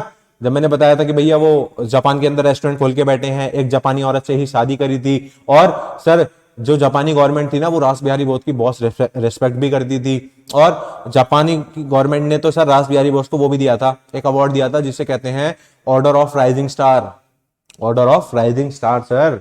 ठीक है। तो रास बिहारी बोस जो हैं वो भी वहीं पे थे। इन्होंने क्या बनाई थी, इंडियन इंडिपेंडेंस लीग बनाई थी सर। कब बनाई थी, 1942 के अंदर बनाई थी, और फिर ये बैंकॉक शिफ्ट हो गए थे। तो भैया रास बिहारी बोस भी आ चुके हैं पिक्चर में दोबारा। ठीक है सर। तो फाइनली आपकी इंडियन नेशनल आर्मी को एस्टेब्लिश किया जाता है कहां पे सर, सिंगापुर के अंदर, सितंबर 1942 में हमने कर दिया। देख रहे हो 16,000 प्रिजनर्स ऑफ वॉर्स, मतलब 16,000 इंडियन सैनिक इकट्ठे हो गए भाई। ये देख के जापान को शौक लग गया कि इतनी बड़ी संख्या में इंडियन नेशनल आर्मी, वो भी जापान की जमीन पर, सिंगापुर के अंदर। भाई जापानियों ने ना ये सोचा था कि चलो आप इंडियन नेशनल आर्मी बना लो। इन्होंने सोचा था कि ज्यादा से ज्यादा 2,000 सोल्जर्स की आर्मी बनवा देंगे इनकी, इसको कहते हैं टोकन आर्मी। तो जापान सिर्फ ये चाहता था कि बस 2,000 की ही आर्मी बने, बाकी और ना बने। लेकिन जब उन्होंने देखा कि भैया इंडियन नेशनल आर्मी के अंदर तो लगभग 16-17 जवान आ गए, तो भैया जापान थोड़ा सा शॉक हो गया कि नहीं यार ये तो गलत है, कहीं बाद में ये रिवोल्ट ना कर दें हमारे साथ ही। इसीलिए क्या हुआ भाई, इसीलिए दिसंबर 1942 में INA को डिसबैंड कर दिया गया, इंडियन नेशनल आर्मी को कर दिया गया डिसबैंड, तोड़ दिया गया। जब तोड़ दिया गया, यही था आपका फेज 1। फिर रास बिहारी बोस दोबारा, किसको भाई, आपके एससी बोस मतलब सुभाष चंद्र बोस को फोन मिलाया, अरे सर वो आईएनए को डिसबैंड कर दिया, एक बार आ जाओ जरा, सिंगापुर के अंदर बुरी हालत चल रही है, आ जाओ फटाफट।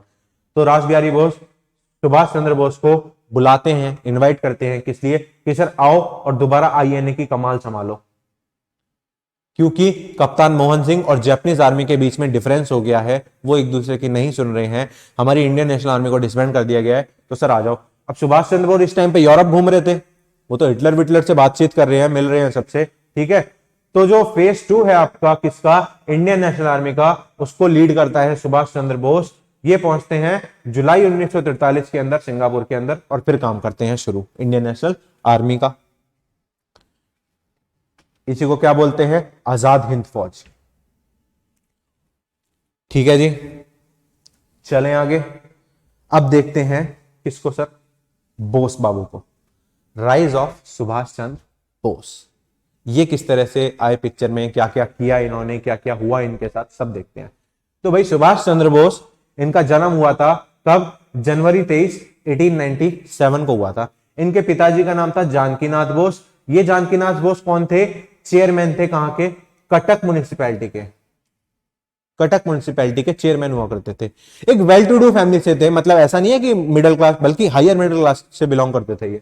और सर ये जो जानकीनाथ बोस है, ये पब्लिक प्रोसिक्यूटर भी हुआ करते थे। सर इसका क्या मतलब हुआ, जो जनता के लिए, जो सरकार के खिलाफ लड़ता है, ठीक है, जो जनता के लिए लड़ता है सरकार के खिलाफ, उसे क्या कहते हैं, पब्लिक प्रोसिक्यूटर कहते हैं। तो इनके पिताजी वो भी हुआ करते थे। 1912 के अंदर इनके पिताजी ये जानकीनाथ बोस बंगाल के, जो बंगाल के अंदर काउंसिल थी उसके मेंबर भी बनते हैं। और भैया सरकार ने इन्हें क्या टाइटल दिया था, राय बहादुर का, राय बहादुर का टाइटल दिया गया था सुभाष चंद्र बोस के पिताजी जानकीनाथ बोस को। ठीक है सर। तो भैया 1919 का टाइम आया और बोस, जो आपके सुभाष चंद्र बोस हैं, उन्होंने ग्रेजुएशन करी, कहां से करी सर, कलकत्ता यूनिवर्सिटी के अंदर से। कलकत्ता यूनिवर्सिटी के अंदर से इन्होंने ग्रेजुएशन करी। फिलॉसफी के अंदर फर्स्ट ग्रेड लेके आए, फिलॉसफी में फर्स्ट क्लास डिग्री ली है इन्होंने फिलॉसफी के अंदर। ठीक है सर। तो हुआ क्या हुआ क्या, एक बार एक क्लास चल रही थी, इन्होंने अपने टीचर को उठ के थप्पड़ मार दिया, सुभाष चंद्र बोस ने। ये तो शुरू से रिवॉल्यूशनरी रहे हैं भाई। तो इन्होंने थप्पड़ मार दिया, तो इनके घर वाले ने कहा भैया तुम इंडिया में मत रहो, तुम सिविल सर्विस की तैयारी करने जाओ। तो सुभाष चंद्र बोस को 1919 के अंदर ही इंग्लैंड भेज दिया गया कि भैया सिविल सर्विस मतलब आईएएस की तैयारी करो जाके। ठीक है। बीच में इनकी तबीयत भी खराब हुई थी। केवल 4 से 5 महीने पढ़े थे ये, केवल 4 से 5 महीने पढ़े थे, और 1920 में इंडियन सिविल सर्विस का एग्जाम दिया, आईएएस बन गए। 4th रैंक आई थी इनकी, 4th रैंक। सिर्फ 4-5 महीने की पढ़ाई में आईएएस बन गए थे। और उसके अंदर भी इन्हें वहीं के सारे सब्जेक्ट पढ़ने पड़ते थे, वहीं का सारा सिलेबस पढ़ना पड़ता था। इंडिया का तो कुछ आता ही नहीं था। 4 तरह की लैटिन लैंग्वेज सीखनी है आपको, 2 लैंग्वेज और आनी चाहिए, सारी की सारी European history, art and culture, सारा का सारा वेस्टर्न एजुकेशन आपको पढ़ना है। ये सब कुछ इन्होंने सिर्फ 4 से 5 महीने में किया और इंडियन सिविल सर्विस क्रैक कर ली। जब वो कर सकते हैं 4 महीने में आईएएस की तैयारी, तो हम तो फिर भी सीडीएस कर रहे हैं। अगर ढंग से मेहनत करें तो क्यों नहीं होगा क्लियर। ठीक है, अभी भी कह रहा हूं मेहनत करो। तो भैया 4th रैंक आ गई, बहुत ही खुशी की बात है ये तो। फिर सर्विस इन्होंने ज्वाइन भी कर ली। तो प्रोबेशन पीरियड चल रहा था। देखो जब भी आप कोई सर्विस ज्वाइन करते हो ना, सरकारी नौकरी करते हो, तो उससे पहले वो कुछ ट्रायल पीरियड होता है जिसे प्रोबेशन पीरियड कहते हैं। ठीक है। तो भैया यहां पे भी प्रोबेशन पीरियड चल रहा था, छोड़ के आ गए। Didn't completed the probation period and resign, कि भैया मैं नहीं बन रहा, मेरा मन नहीं है मेरा। फिर ऐसा तो क्या हुआ, क्यों रिजाइन कर दिया इन्होंने? भाई रिजाइन इसलिए किया क्योंकि इसी टाइम पे इंडिया के अंदर क्या हुआ था, रॉलेट एक्ट आया था, जिसकी वजह से जलियांवाला बाग कांड हुआ था। उसके बाद सर नॉन कॉपरेशन मूवमेंट चल रहा है। ठीक है। तो इनका मतलब मन एकदम हट गया था कि ब्रिटिश सरकार हमारे साथ इतना बुरा कर रही है, जलियांवाला बाग के अंदर 1500 से ज्यादा भाई लोगों को मार दिया, मैं उस ब्रिटिश सरकार के लिए काम कैसे कर सकता हूं, मैं उस ब्रिटिश सरकार के लॉयल रह के काम कैसे कर सकता हूं, मैं आईएएस नहीं बनूंगा, और रिजाइन करके आ गए। ठीक है, रिजाइन करके आ गए। जब इंडिया के अंदर वापस आए, केम इन कांटेक्ट विद सीआर दास, भैया चित्तरंजन दास से मिल लिए और उन्हीं के शिष्य बन गए, चित्तरंजन दास के डिसाइपल बन गए। अब उस टाइम पे चित्तरंजन दास का, सीआर दास का एक न्यूज़पेपर आता था जिसका नाम था फॉरवर्ड। ठीक है। ये उसके एडिटर बन गए। कौन? सुभाष चंद्र बोस। जो फॉरवर्ड न्यूज़पेपर है वो है किसका? सर चित्तरंजन दास का, लेकिन उसके अंदर लिख कौन रहा है? उसका एडिटर कौन है? सुभाष चंद्र बोस। ठीक है सर। और सुभाष चंद्र बोस ने अपना भी एक न्यूज़पेपर चालू किया जिसका नाम था स्वराज। ठीक है। और 1920 के बाद ही 21-22 के अंदर ये बंगाल प्रादेशिक कांग्रेस कमेटी के क्या बने? प्रेसिडेंट बने। बंगाल कांग्रेस कमेटी क्या है? ऑलरेडी मैं 2 बार बता चुका हूं। गांधी जी ने नॉन कॉपरेशन के मूवमेंट पे 3 चीजें बनाई थी, एक प्रदेश कांग्रेस कमेटी, एक कांग्रेस वर्किंग कमेटी और एक all India conference committee, all India Congress committee. ठीक है, याद रखना इस चीज को। ये तीनों के तीनों प्रपोजल पहले तिलक महाराज ने दिए थे। तो भैया बंगाल के अंदर पीसीसी मतलब प्रदेश कांग्रेस कमेटी के अध्यक्ष बनेंगे। ठीक है सर। 1923 का समय आया, ये प्रेसिडेंट बने किसके? ऑल इंडिया यूथ कांग्रेस के। ये भी एक बॉडी हुआ करती थी, उसके प्रेसिडेंट बने। 1924 के अंदर कलकत्ता कॉर्पोरेशन के ये बनते हैं सीईओ, चीफ एग्जीक्यूटिव ऑफिसर, और सीआर दास यहां पे मेयर हुआ करते थे। ठीक है सर। भाई 1925 के अंदर इनको भेज दिया जाता है जेल। सर जेल क्यों भेज दिया? क्योंकि इनडायरेक्टली ये सपोर्ट कर रहे थे किसको? युगांतर को।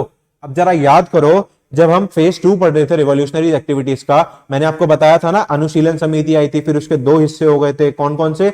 एक युगांतर और एक ढाका अनुशीलन समिति। तो जो युगांतर वाले थे मैंने बताया था, जिसके अंदर आपके जतिन दास हुआ करते थे, अरविंदो घोष हुआ करते थे, बरिंद्र नाथ घोष हुआ करते थे, भूपेंद्र नाथ दत्ता हुआ करते थे, जो स्वामी विवेकानंद के जो पिताजी भाई थे, है ना। तो उसी के थ्रू क्या हुआ? इनडायरेक्टली सपोर्ट कर रहे थे ये उसको। और मैंने आपको एक एपिसोड भी बताया था, चार्ल्स थेगर्ट का एपिसोड। ये कौन था? चार्ल्स थेगर्ट उस समय बंगाल का कमिश्नर ऑफ पुलिस हुआ करता था। ठीक है। तो वहीं पे एक बच्चा था, वो इनकी राइटिंग से, ये जो न्यूज़पेपर में जो आर्टिकल्स वगैरह लिखे जा रहे हैं, सुभाष चंद्र बोस से इतना ज्यादा इन्फ्लुएंस हो गए कि वो भाई जाके इसको सोचा कि मैं चार्ल्स थेगर्ट को निपटा दूंगा, गोली मार दूंगा इसको। लेकिन हुआ क्या था असल में? वो गोली तो मारी, लेकिन वो किसी और को लग गई। जब किसी और को लग गई तो पुलिस ने उस बंदे को पकड़ लिया था। चार्ल्स थेगर्ट नाम का एपिसोड याद है? तो भैया पुलिस ने कहा कि तू, इसकी जो असली जड़ है ना, ये सुभाष चंद्र बोस है, सबसे पहले उसी को जेल में डालो। तो 1925 में सुभाष चंद्र बोस को जेल के अंदर डाल दिया गया और 1927 के अंदर इनको रिलीज भी कर दिया, छोड़ दिया जेल से। 1.5 साल तक जेल में रहे ये। उसके बाद ये किससे मिले? जवाहरलाल नेहरू। और फिर तो ये जवाहरलाल नेहरू के पक्के दोस्त हो गए एकदम। जय वीरू वाली दोस्ती आ गई इनके अंदर। ठीक है। और इनकी जुगलबंदी हो गई शुरू। यहीं पे इन्होंने आइडिया कंसीव कर दिया था किसका? इंडियन इंडिपेंडेंस लीग, एक ऑर्गेनाइजेशन बनाने का। ठीक है। और क्या हुआ सर? ये कमांडिंग ऑफिसर बने थे किसके? कांग्रेस वॉलंटियर कॉर्प्स के। कांग्रेस वॉलंटियर कॉर्प्स किसने बनाया था? गांधी जी ने बनाया था। किस लिए बनाया था? ताकि जो कांग्रेस वॉलंटियर कॉर्प्स के अंदर जो भी ऑफिशियल्स हैं, जो भी इंडियंस हैं, वो गांव गांव जाएंगे और लोगों को समझाएंगे कि बॉयकॉट कैसे करते हैं, स्वदेशी मूवमेंट को बढ़ावा देना चाहिए, नॉन कॉपरेट करना चाहिए सरकार के खिलाफ, टैक्स नहीं देने हैं। तो इन सब की जनता, इन सब की इंफॉर्मेशन गांव गांव में जाके कौन से देते थे? ये वॉलंटियर कॉर्प्स वाले देते थे। तो जो आपके सुभाष चंद्र बोस थे वो इसी के क्या बनते हैं? कमांडिंग ऑफिसर बनते हैं। ठीक है सर। उसके बाद हमने देखा था 1928 के अंदर क्या आया था सर? नेहरू रिपोर्ट आई थी। तो असल में ये जो आपके जवाहरलाल नेहरू और सुभाष चंद्र बोस, ये दोनों के दोनों मेंबर हुआ करते थे नेहरू कमेटी के। लेकिन जब नेहरू रिपोर्ट आई 1928 में, तो नेहरू रिपोर्ट में तो क्या बोला था कि डोमिनेंट स्टेटस मांगा था ना। उस टाइम पे भैया जवाहरलाल नेहरू और सुभाष चंद्र बोस दोनों का दिमाग फिर गया कि नहीं यार, ये तो गलत हो रहा है। एकदम नाखुश हो गए दोनों के दोनों कि ये गलत है, हम डोमिनेंट स्टेटस क्यों मांग रहे हैं, हमें तो पूर्ण स्वराज मांगनी चाहिए। तो जो आइडिया इन्होंने पहले सोचा था 1927 के अंदर इंडियन इंडिपेंडेंस लीग का, फाइनली इन्होंने एक्टिव कर दी वो वाली ऑर्गेनाइजेशन इंडियन इंडिपेंडेंस लीग आ जाती है पिक्चर के अंदर। और क्या डिमांड करती है? कंप्लीट इंडिपेंडेंस चाहिए हमें चाहिए पूर्ण स्वराज। तो गांधी जी को गुस्सा आ गया। गांधी जी ने दे दी धमकी। क्या धमकी? कि अगर सुभाष चंद्र बोस ने नहीं माना डोमिनेंट स्टेटस को तो मैं पॉलिटिक्स से रिजाइन कर दूंगा। गांधी जी अपने बात पे अड़े हुए हैं कि नहीं, डोमिनेंट स्टेटस ही मांगो। तो ऑलरेडी इनके बीच में ना आइडियोलॉजिकल कॉन्फ्लिक्ट है, मतभेद है लेकिन मनभेद नहीं है। इज्जत दोनों एक दूसरे की पूरी करते हैं, लेकिन मतभेद है, आइडियोलॉजिकल डिफरेंस है दोनों में। तो जब गांधी जी ने धमकी दी ना इनको कि अगर डोमिनेंट स्टेटस नहीं मानोगे तो मैं पॉलिटिक्स से रिजाइन कर दूंगा, तब पता है बोस का एक कमेंट आया था जिसको कहते हैं Congress is a Bertram mill circus. सही, बर्ट्रम मिल सर्कस क्या है? ब्रिटेन के अंदर एक परमानेंट एक ना सर्कस चलता है हर साल, ठीक है। इंडिया में भी आपने देखे होंगे ना, जैसे अलग अलग सर्कस चलते रहते हैं, तो वैसे ही ब्रिटेन के अंदर हर साल एक सर्कस होता था। उसके अब सर्कस तो ऑब्वियसली जोकर लोगों का खेल होता है सारा का सारा। तो सुभाष चंद्र बोस ने यही कटाक्ष मारा था, सरकाजम मारा था, क्या मारा था कि जो कांग्रेस है ना, ये तो बर्टम मिल सर्कस बन चुकी है, कुछ नहीं करते हैं, सबके सब जोकर है। 1929 में ये एआईटीयूसी के प्रेसिडेंट भी बने थे। एआईटीयूसी मतलब सर, एआईटीयूसी मतलब all India trade union Congress. All India trade union Congress मतलब सर अब ये लेबर लोगों के साथ भी जुड़ रहे हैं। अब आपके सुभाष चंद्र बोस लेबर कम्युनिटी के साथ भी जुड़ रहे हैं, उनके लिए भी काम करने की बात कर रहे हैं। और क्या चल रहा है सर? 1930 के अंदर क्या होता है, ये मेयर बनते हैं कहां के? कलकत्ता कॉर्पोरेशन के, ठीक है। और 1930 में ही हमने देखा था सिविल डिसोबीडियंस मूवमेंट लॉन्च हो गया था। हाँ सर, तो भैया इन्होंने सीडीएम में पार्टिसिपेट किया था, इनको जेल के अंदर डाल दिया, फिर रिलीज भी कर दिया था, ठीक है सर। 1931 में हमने देखा था ना, 5 मार्च 1931 को दिल्ली पैक्ट हुआ था। इसे दिल्ली पैक्ट को क्या कहते हैं? गांधी इरविन पैक्ट कहते हैं ना। सुभाष चंद्र बोस ने इसका भी क्रिटिसाइज किया था कि भाई क्यों कर लिया तुमने पैक्ट? जब हम पूर्ण स्वराज की मांग कर रहे हो तो तुम एग्रीमेंट क्यों करे जा रहे हो? सुभाष चंद्र बोस ने साफ मना किया था कि नहीं करना है, लेकिन हो गया पैक्ट, ठीक है जी। उसके बाद 1931 के बाद ये कहां चले गए? यूरोप घूमने चले गए। वहां पे किससे मिले? मसोलिनी से मिले, एक तो इटली में मसोलिनी से मिले, ठीक है। वहां पे ये सीख रहे हैं कि कम्युनिज्म क्या होता है, फासिज्म क्या होता है, इन सब चीजों के बारे में नॉलेज ले रहे हैं, ठीक है सर। और वहीं पे इन्होंने एक बुक लिखी जिसका नाम था द इंडियन स्ट्रगल। बुक थी द इंडियन स्ट्रगल, और इस बुक के अंदर इन्होंने ना गांधी को क्रिटिसाइज भी किया है।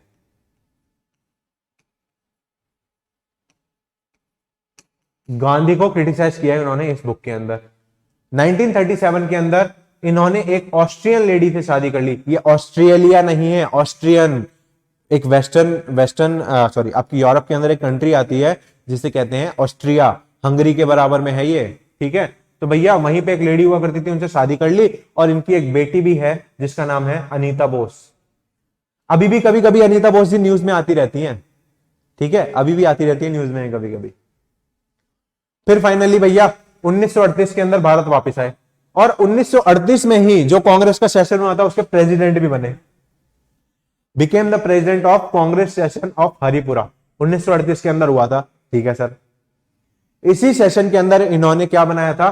नेशनल प्लानिंग कमेटी, जो कि इकोनॉमी को लेके काम करेगी। इंडिया के अंदर इकोनॉमिक रिफॉर्म्स करने हैं, उसको लेके काम करेगी। जो आपका 5 ईयर प्लान आता है ना, जब देश आजाद हो जाता है, वो यहीं से निकल के आता है, ठीक है। तो भैया इन्होंने एनपीसी की रचना करी कि सोशलिस्टिक लाइन पे, मतलब हमें लोगों के लिए काम करना है, हमें लोगों की सेवा करनी है, ठीक है सर। और इनकी पॉपुलैरिटी बहुत ही ज्यादा हो गई। सुभाष चंद्र की पॉपुलैरिटी इतनी ज्यादा हो गई कि कांग्रेस के अंदर जो बाकी लीडर्स हुआ करते थे वो जलने लगे सर इनसे, इतनी ज्यादा हो रही है, ठीक है सर। अब जब जलेंगे तो ऑब्वियसली कांग्रेस के अंदर क्या होगा? इंटरनल कॉन्फ्लिक्ट होगा कि नहीं होगा? और मैंने क्या बताया था, 1940 में जब लाहौर सेशन चल रहा था तो कांग्रेस बैकफुट पे आई थी। जब हमने वो सारे एरोस चेक करे थे उसके अंदर मैंने बताया था ना कांग्रेस बैकफुट पे चल रही है। यही कारण है, क्योंकि इंटरनल कॉन्फ्लिक्ट चल रहा है सर कांग्रेस के अंदर, ठीक है सर। फिर जनवरी 1939 के अंदर क्या हो रहा है? त्रिपुरी सेशन हुआ था एक, कहां पे? मध्य प्रदेश के अंदर एक जगह आती है त्रिपुरी, वहां पे कांग्रेस के लोग मिले चाय समोसे के लिए, ठीक है सर। तो सुभाष चंद्र बोस ने दोबारा प्रेसिडेंट बनने के लिए अपना नाम दाखिल कर दिया कि दोबारा मैं कांग्रेस का क्या बनूंगा? प्रेसिडेंट बनूंगा, ठीक है सर। तो एक तरफ तो भैया कॉन्टेस्ट लड़ने के लिए आ गए हैं आपके बोस भाई साहब, और दूसरी तरफ आ गए हैं कौन? P Sitaramayya. In P Sitaramayya को खड़ा किया था किसने? गांधी जी ने। भाई गांधी जी तो ऑलरेडी देखो रिजाइन कर चुके हैं कांग्रेस से। 1934-35 के अंदर ही गांधी जी रिजाइन कर चुके हैं कांग्रेस से। उन्होंने कहा अब मेरा कांग्रेस में कोई से नहीं है, जो करना है करते रहो। लेकिन बाहर से वो फिर भी काम करते ही थे कांग्रेस के लिए, डायरेक्टली उसके मेंबर नहीं हुआ करते थे। तो गांधी जी ने एक अपना कैंडिडेट खड़ा किया जिसका नाम था पी सीतारामैया। गांधी जी ने क्यों अपना कैंडिडेट खड़ा किया? क्योंकि भाई सुभाष चंद्र बोस की और गांधी जी की आइडियोलॉजी नहीं मिलती थी आपस में। सुभाष चंद्र बोस एकदम रिवॉल्यूशनरी टाइप थे कि हम तो कुछ बड़ा ही कर देंगे जिंदगी में, ठीक है। और गांधी जी नहीं, वो तो वही लल्लो चप्पो वाले कि सर हमारी बात मान लो, पिटीशन डाल दो, पेपर कर दो, ये कर दो, बस। तो भाई मजा नहीं आ रहा था, ठीक है सर। इसीलिए बोस के अगेंस्ट में कौन हुए सर? पी सीतारामैया, जिसको गांधी ने खड़ा किया था। तो जब इलेक्शन हुआ प्रेसिडेंसी के लिए कि कांग्रेस का प्रेसिडेंट कौन बनेगा, तो रिजल्ट क्या आया? जो बोस थे वो जीत गए और पी सीतारामैया हार गए। बोस को मिले 1580 वोट और पी सीतारामैया को मिले 1377 वोट। जब ये हुआ ना, तो गांधी ने पता है क्या बोला? गांधी ने बोला this is my personal defeat, ये मेरी खुद की हार है, it is my personal defeat. जब गांधी जी ने ये लाइन बोली तो कांग्रेस वर्किंग कमेटी में, मैंने आपको बताया था 15 मेंबर हुआ करते थे, उसमें से 12 जनों ने रिजाइन कर दिया। क्यों? क्योंकि सुभाष चंद्र बोस जीत गए थे। भाई ये तो बहुत ही गलत है ना, ये तो बहुत ही गलत है ना।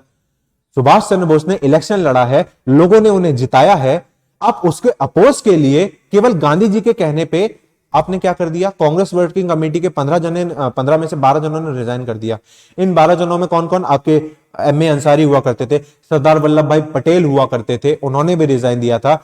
जवाहरलाल नेहरू ने, इनके कितने अच्छे दोस्त थे, सुभाष चंद्र बोस और जवाहरलाल नेहरू एकदम जय गुरु वाले थे, ठीक है। लेकिन जवाहरलाल नेहरू ने ना रिजाइन नहीं किया था, लेकिन कुछ बोले भी नहीं, चुप रहे वो। सर जवाहरलाल नेहरू क्यों चुप रहे? क्योंकि गांधी उन्हें अपना सक्सेसर बना चुके हैं, वो गांधी के खिलाफ नहीं जा सकता। जवाहरलाल नेहरू गांधी जी के सक्सेसर बन चुके हैं, जो भी डिसीजन होगा कौन लेगा? जवाहरलाल नेहरू। तो भैया वो तो नहीं बोल सकते ना, तो जवाहरलाल नेहरू एकदम रहे चुप। इन्हीं सब चीजों की वजह से सुभाष चंद्र बोस ने कहा कि नहीं, ये तो बहुत ही गलत है। अगर हमारी आइडियोलॉजी आपस में मैच नहीं करती है, इलेक्शन जीतने के बावजूद आप लोग मेरे साथ नहीं आना चाहते, आप लोग मेरा साथ नहीं देना चाहते, तो इन्होंने भैया क्या करा? अप्रैल 1939 के अंदर बोस ने रिजाइन कर दिया कांग्रेस से। मैं कांग्रेस के अंदर नहीं रहूंगा क्योंकि आप लोग मेरा साथ नहीं दे रहे हो, ठीक है जी। और जून 1939 के अंदर क्या बना दिया? अपना एक ऑर्गेनाइजेशन बना दिया, जिसे क्या कहते हैं? Forward block. क्या कहते हैं जी? फॉरवर्ड ब्लॉक नाम की एक संस्था बना दी। और ये फॉरवर्ड ब्लॉक के अंदर क्या चल रहा है? ट्रांसफर ऑफ पावर हमें अभी के अभी चाहिए ब्रिटिशर से, इंडिपेंडेंस, पूर्ण स्वराज चाहिए, हिंदू और मुसलमान को साथ में होकर काम करना चाहिए। इनका तो शुरू से भाई एकदम क्लियर एम है कि हमें कंप्लीट इंडिपेंडेंस चाहिए, चाहे कुछ भी हो। हमें ये ब्रिटिश सरकार के आगे बार बार अपने पर्चे लेके नहीं जाने कि हम एग्रीमेंट ही करते रहे सबसे, नहीं, सीधा जाएंगे और काम करेंगे अपना जाके। तो फॉरवर्ड ब्लॉक भैया ये काम कर रहा है। जून 1940 के अंदर क्या हुआ? बोस को अरेस्ट कर लिया गया, सुभाष चंद्र बोस को अरेस्ट कर लिया। क्यों? एंटी हॉलवेल मूवमेंट चल रहा था सर। एंटी हॉलवेल मूवमेंट क्या है? ये हॉलवेल का नाम याद है कि नहीं? जब शुरू की क्लासेस स्टार्ट हुई थी, जब प्लासी के बारे में हम पढ़ रहे थे, बैटल ऑफ प्लासी, तो मैंने आपको बताया था क्या? ये हॉलवेल ने एक थ्योरी दी थी ब्लैक होल ट्रेजेडी के नाम से, जो कि एक फेक र्यूमर था। ब्लैक होल ट्रेजेडी भाई, इसी के बेसिस पे तो रॉबर्ट क्लाइव ने बदला लेने की सोची थी, तभी तो प्लासी की लड़ाई हुई। तो पता है क्या हुआ था? इस हॉलवेल को लेके एक मॉन्यूमेंट बनाया गया था, उस मॉन्यूमेंट के खिलाफ ये लोग प्रोटेस्ट कर रहे थे। तो जब प्रोटेस्ट कर रहे थे तो क्या हुआ था भैया? सुभाष चंद्र बोस को कर लिया अरेस्ट। जब सुभाष चंद्र बोस को जेल के अंदर अरेस्ट कर लिया, तो सुभाष चंद्र बोस ने कहा मैं करूंगा अब हंगर स्ट्राइक। अब मैं करूंगा क्या? Hunger strike. अब मैं भूखा रहूंगा और हड़ताल करूंगा, भूख हड़ताल करूंगा, ठीक है जी। जब हंगर स्ट्राइक की धमकी दे दी, तो दिसंबर 1940 के अंदर उन्हें जेल से छोड़ दिया गया, लेकिन हाउस अरेस्ट कर दिया गया। घर के अंदर नजरबंद कर दिया गया। किसको? सुभाष चंद्र बोस को। आई बात यहां तक समझ?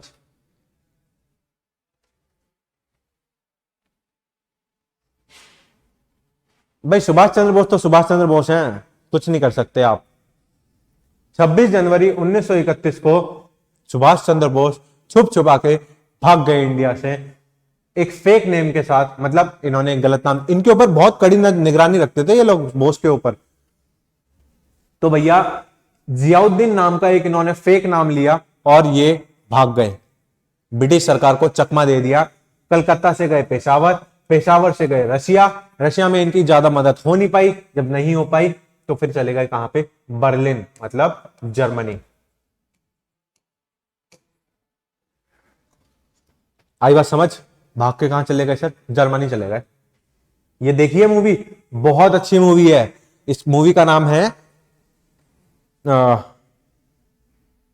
द लॉस्ट हीरो करके नाम है इसका। सुभाष चंद्र बोस की एक मूवी है the lost hero. Even Bose की और भी कई मूवीज हैं, जिसके एक मूवी के अंदर जो अभी लेटेस्ट आई है वो राजकुमार राव ने बोस की एक्टिंग करी है उसमें, लेकिन जो उससे पहले वाली थी ना मेरे को वो ज्यादा अच्छी लगती है। कभी टाइम मिले तो देखना, द लॉस्ट हीरो करके है। ठीक है, तो भैया कहां पहुंच गए? जर्मनी में पहुंच गए, बर्लिन में पहुंच गए। जनवरी 1942 में उन्होंने वहां पे क्या बनाया? आजाद हिंद रेडियो, एक रेडियो स्टेशन बनाया जिसका नाम था आजाद हिंद रेडियो। यहीं से ये मोटिवेट करते थे जनता को, अपने विचार विमर्श सारे के सारे रेडियो के थ्रू लोगों को बताते थे किस तरह से हम काम करेंगे। लोग बहुत मोटिवेट होते थे इनसे। वहीं पे इन्होंने बर्लिन के अंदर एक ऑर्गेनाइजेशन बनाई जिसका नाम था फ्री इंडिया सेंटर, या इसी फ्री इंडिया का सेंटर दूसरा नाम है, फ्री इंडिया सेंटर का दूसरा नाम है मुक्ति सेना। ठीक है, अब इस नाम को आप मुक्ति वाहिनी सेना से कंफ्यूज मत करना। मुक्ति वाहिनी सेना किससे रिलेट करती है? वो जब 1971 में जब बांग्लादेश को आजादी दिलवाई थी तब आया था वो पिक्चर में। ठीक है, मुक्ति वाहिनी सेना इज अ डिफरेंट थिंग। जो फ्री इंडिया सेंटर है उसे कहते हैं मुक्ति सेना। ठीक है, और क्या करा इन्होंने? इन्होंने एक और ऑर्गेनाइजेशन बनाई जिसका नाम था इंडियन लीजन, जिसके अंदर 4,500 सैनिक हुआ करते थे। कौन से सैनिक? Prisoner of war.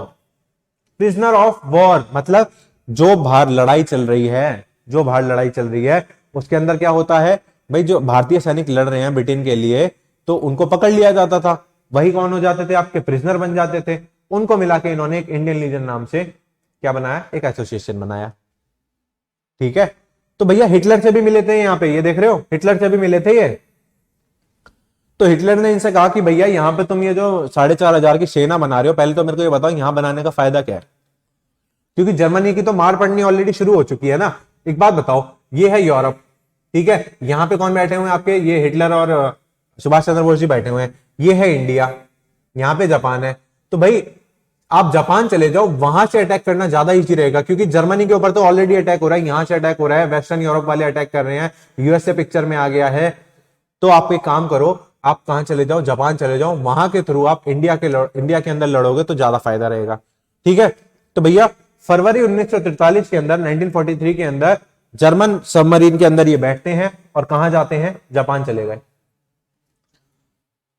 और ये वही टाइम है जब रास बिहारी बोस ने इनको कांटेक्ट करके बोला था कि सर सिंगापुर आ जाओ सर, इंडियन नेशनल आर्मी को रिवाइव करना है। तो कहां? देखो कहां, जुलाई 1943 के अंदर, 1943 के अंदर सुभाष चंद्र बोस पहुंच जाते हैं सिंगापुर, और वहां पे ये दोबारा से इंडियन नेशनल आर्मी को रिवाइव करते हैं रास बिहारी बोस के साथ मिलके। यही आपका फेज 2 ऑफ आईएनए। पहला फेज तो हम पढ़ ही चुके हैं ना ऑलरेडी।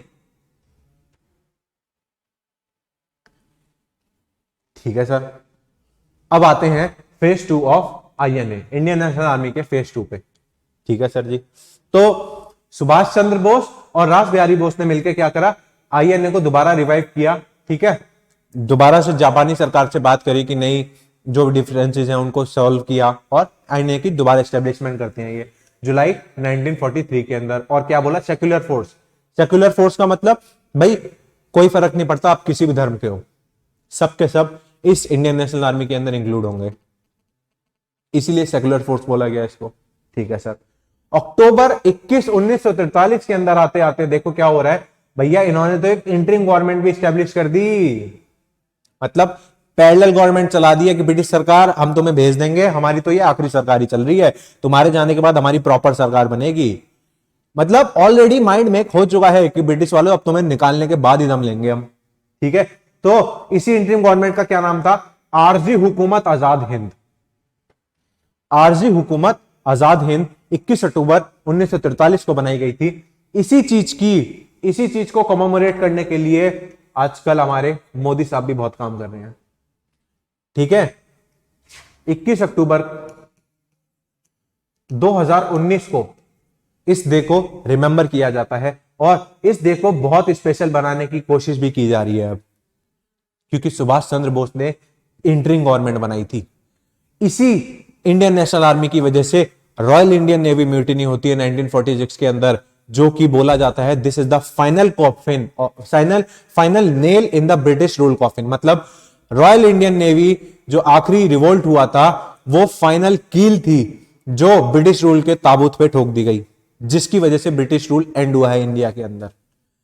असल में वो जो RIN की म्यूटिनी है, रॉयल इंडियन नेवी की म्यूटिनी है, वो इसी का आउटकम है, इंडियन नेशनल आर्मी का।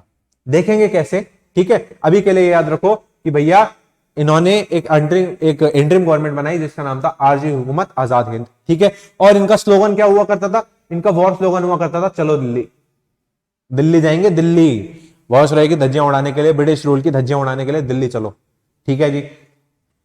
नवंबर 8 तक आते आते तो भैया अंडमान निकोबार पे कब्जा कर लिया इन लोगों ने, किन्होंने, इंडियन नेशनल आर्मी वालों ने, ठीक है। ये है इंडिया, ये है मलाया पेनिनसुला, ये है अंडमान निकोबार। तो जापान की मदद से भैया ये ऑलरेडी इंडियन नेशनल आर्मी वाले तो ऊपर मूव ही कर रहे हैं, ठीक है। INM वाले तो ऊपर मूव ही कर रहे हैं। तो ये जो आपका अंडमान निकोबार है, इसके ऊपर कब्जा कर लिया किसने, आपके इंडियन नेशनल आर्मी वालों ने, ठीक है सर। और यहीं पे भैया वो जो नाम है शहीद आइलैंड और स्वराज आइलैंड, उसी टाइम पे नाम आ गया था ये तो।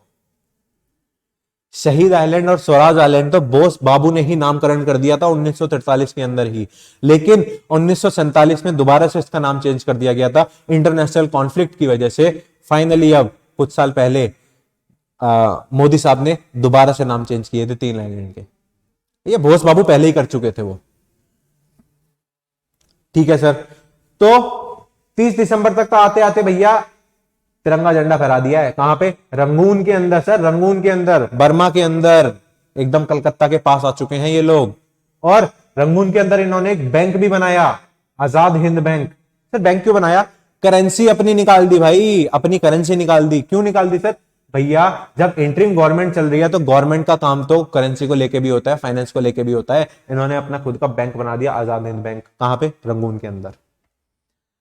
1944 में इन्होंने इंफाल और कोहिमा के ऊपर अटैक करने का प्लान किया, इंफाल और कोहिमा के ऊपर अटैक करने का प्लान किया। यहीं पे इनको हार झेलनी पड़ती है, यहीं से इंडियन नेशनल आर्मी का डिक्लाइन स्टार्ट होता है। हार झेलनी पड़ती है, रिट्रीट करना पड़ता है, वापस टैंक पीछे लो पीछे लो, ठीक है, वो वाला हिसाब किताब रहा। सर वापस क्यों जाना पड़ा, क्योंकि लॉजिस्टिक्स का इशू था। लॉजिस्टिक्स मतलब भाई जो भी लड़ाई चल रही है उसमें असला बारूद चाहिए, खाने पीने की चीजें चाहिए, तो लॉजिस्टिक इशू हो रहा था। तो सर जापान वाले क्या कर रहे थे, अभी बताता हूं। और सर बारिश का इशू था, बारिश बहुत ज्यादा हो रही थी उस टाइम पे, तो लड़ नहीं पा रहे थे ये लोग। और सर जापान ने रिट्रीट कर लिया। जापान ने क्यों रिट्रीट कर लिया, जापान तो मदद कर रहा था। भैया टाइम चल रहा है 1944, यूनाइटेड स्टेट्स ऑफ अमेरिका आ चुका है पिक्चर में, और इस टाइम पे जर्मनी और जापान का डिक्लाइन स्टार्ट हो गया था। अब क्योंकि जापान का डिक्लाइन स्टार्ट हो चुका है, तो जापान वाले कह रहे हैं कि ये कोहिमा इंफाल के चक्कर में कहीं हमारा खुद का देश ना चला जाए, क्योंकि ऑलरेडी यूएसए ने वहां पे अटैक कर दिया है। जब अटैक कर दिया तो जापान को रिट्रीट करना पड़ा। जब रिट्रीट करना पड़ा तो इंडियन नेशनल आर्मी रह गई अकेली। जब इंडियन नेशनल आर्मी अकेली रह गई तो क्या हुआ भैया, एक बैटल होती है कोहिमा के अंदर, जिसे कहते हैं बैटल ऑफ कोहिमा। कब हुई थी, 4 अप्रैल 1944 को हुई थी, जिसमें फाइनली आपकी इंडियन नेशनल आर्मी हार जाती है, आजाद हिंद फौज की हार होती है यहां पे। इसी को एक और नाम दिया गया है Stalingrad of east. Stalingrad of east sir इसका क्या मतलब होता है, असल में जब वर्ल्ड वॉर 2 चल रहा था ना, तो जर्मनी में जो हिटलर की जो आर्मी थी उसने रशिया के ऊपर अटैक कर दिया था। स्टालिनग्रेड एक जगह है रशिया के अंदर, तो वहां पे फिर स्टालिन ने बचाया था उसको, ठीक है। मतलब रशिया के ऊपर अटैक ना हो इसलिए जर्मनी की जो आर्मी थी, हिटलर की जो आर्मी थी, उसे पीछे होना पड़ा था क्योंकि वो हारने लगी थी। तो उसी को रिलेट किया गया है बैटल ऑफ कोहिमा से, और उसको क्या बोला गया, स्टालिनग्रेड ऑफ ईस्ट। फाइनली 1944-45 के अंदर इंडियन नेशनल आर्मी करती है सरेंडर। इन्होंने कर दिया सरेंडर जुलाई 6, 1944 को। अभी भी देख रहे हो, भले ही गांधी और बोस के बीच में मतभेद थे, लेकिन मनभेद नहीं थे। अभी भी बोस इज्जत करते थे दिल से गांधी की, और इन्होंने क्या बोला, father of nation. Gandhi ji को क्या बोला, फादर ऑफ नेशन। फिर क्या हुआ, फिर जब जब इंडियन नेशनल आर्मी सरेंडर कर चुकी है, तो फिर गांधी आपके बोस भाई इन्हें तो भागना ही पड़ा फिर, ठीक है। जब भागना पड़ा तो पहले सिंगापुर गए, सिंगापुर से जापान गए, और जापान से फ्लाइट पकड़ी थी ताइवान की। उस टाइम पे ताइवान को कहते थे क्या, फॉर्मोसा आइलैंड कहते थे ताइवान को। तो ऐसा बोला जाता है कि एक 18 अगस्त 1945 को प्लेन क्रैश हुआ, और उसके अंदर इनकी मृत्यु हो गई, सुभाष चंद्र बोस की। लेकिन लेकिन ये बहुत ही मिस्ट्री है, बहुत बड़ी मिस्ट्री है ये। तो मिस्ट्री क्या है? मिस्ट्री ये है, ऐसा बोला जाता है कि उस प्लेन क्रैश में ना बच गए थे सुभाष चंद्र बोस। उस प्लेन क्रैश में सुभाष चंद्र बोस बच गए थे। कुछ टाइम के बाद वो वापस आ गए थे इंडिया के अंदर और यहां पे एक साधु बन के रहने लगे। इस चीज के ऊपर रिसर्च करी गई है, बहुत बहुत गहरी रिसर्च करी है। किसने? दो लोग हैं आपके, एक का नाम है चंद्रचूड़ घोष और एक का नाम है अनुज धार। इतनी बढ़िया लेवल की इन लोगों ने रिसर्च करी है, डीएनए सैंपलिंग करा है, डीएनए मैपिंग करी है, और इन लोगों ने क्या कहा है, इन्होंने एक एक बातें बताई है कि उस दिन हुआ क्या था 1945 में जब ये प्लेन क्रैश हुआ था। एक एक बातें बताई हैं इन्होंने। इवन ये भी बोला है कि जो साधु बन के यहां रह रहे थे ना सुभाष चंद्र बोस, तो उन्होंने लेटर वेटर लिखे थे कुछ, जब आपका इंडो चाइना वॉर चल रहा था ना, तो वहां पे उन्होंने कुछ लेटर वेटर लिखे थे सुभाष चंद्र बोस ने, जब यहाँ पे साधु बन के रह रहे थे उस समय ना। इनका यहाँ पे नाम था सुभाष चंद्र बोस का। जीतने के बाद, जब भारत देश आजाद हो चुका था, जीतने के बाद उनको बोले जाता था गुमनामी बाबा करके बोला जाता था, या फिर भगवान दास और गुमनामी बाबा के नाम से इनको जाना जाता था। तो इन्होंने लेटर लिखे थे जब इंडो चाइना वॉर चल रही थी सुभाष चंद्र बोस ने।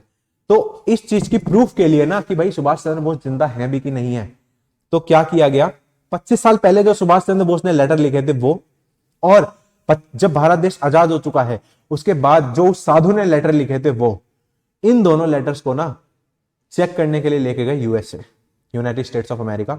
वहां पे एक एफबीआई का एक बहुत जाना माना एजेंट था, एफबीआई का एक बहुत जाना माना एजेंट था।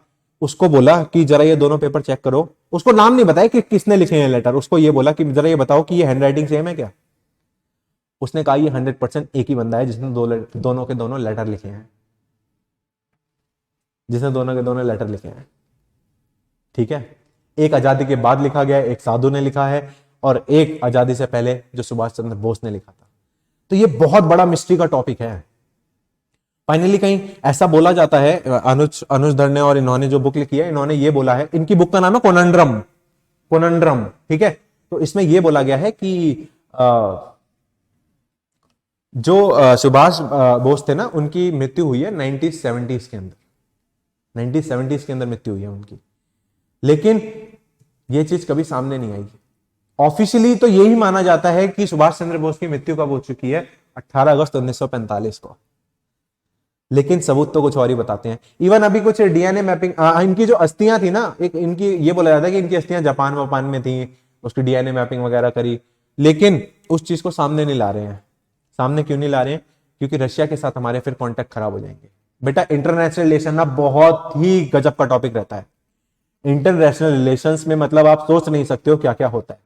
तो इसीलिए ये बात अभी मिस्ट्री ही है। ऑफिशियली कहीं पे भी डिक्लेयर नहीं किया गया है किसी भी चीज को। ऑफिशियली यही माना गया है कि सुभाष चंद्र बोस की मृत्यु हो चुकी थी, लेकिन इन दोनों ने इतनी गहरी रिसर्च करी है इस बारे में कि आप पूछो मत। एक एक प्रूफ लाके दिया है। इवन जब भारत आजाद हो चुका है तो उस टाइम पे जब नेहरू की सरकार आई थी तब एक कमीशन बनाया गया था इसकी जांच के लिए। उन्होंने क्या कहा कि सुभाष चंद्र बोस का जो प्लेन था वो क्रैश हुआ है, उनकी मृत्यु हो चुकी है। और उसमें जो उनके वो हुआ करते थे ना, उस कमेटी के जो चेयरमैन थे वो थे शाहनवाज खान। अभी बताता हूं शाहनवाज खान कौन है, अभी दिखाता हूं मैं। ठीक है, उनको बनाया गया था। उन्होंने क्या बोला कि प्लेन क्रैश में बोस जी की मृत्यु हो चुकी है। उसके बाद जब इंदिरा गांधी की सरकार आई तब क्या हुआ, दोबारा से एक कमीशन बनता है। ठीक है, और उस कमीशन में ये बोला, उन्होंने तो एक्सेप्ट ही नहीं किया कि प्लेन क्रैश हुआ भी था कभी, उन्होंने तो एक्सेप्ट ही नहीं किया। इवन जब आपकी वाजपेयी सरकार थी तब भी एक कमीशन बनाया गया था सुभाष चंद्र बोस की मृत्यु को लेके कि भैया हुई है कि नहीं हुई है, जरा पता करो। रिसर्च खूब रिसर्च चल रही है इस मामले में, अभी खूब रिसर्च चल रही है सर आज के टाइम पे। और ये रिसर्च कोई ऐसे वैसे लोग नहीं, IITs के बहुत बड़े जाने माने लोग करते हैं।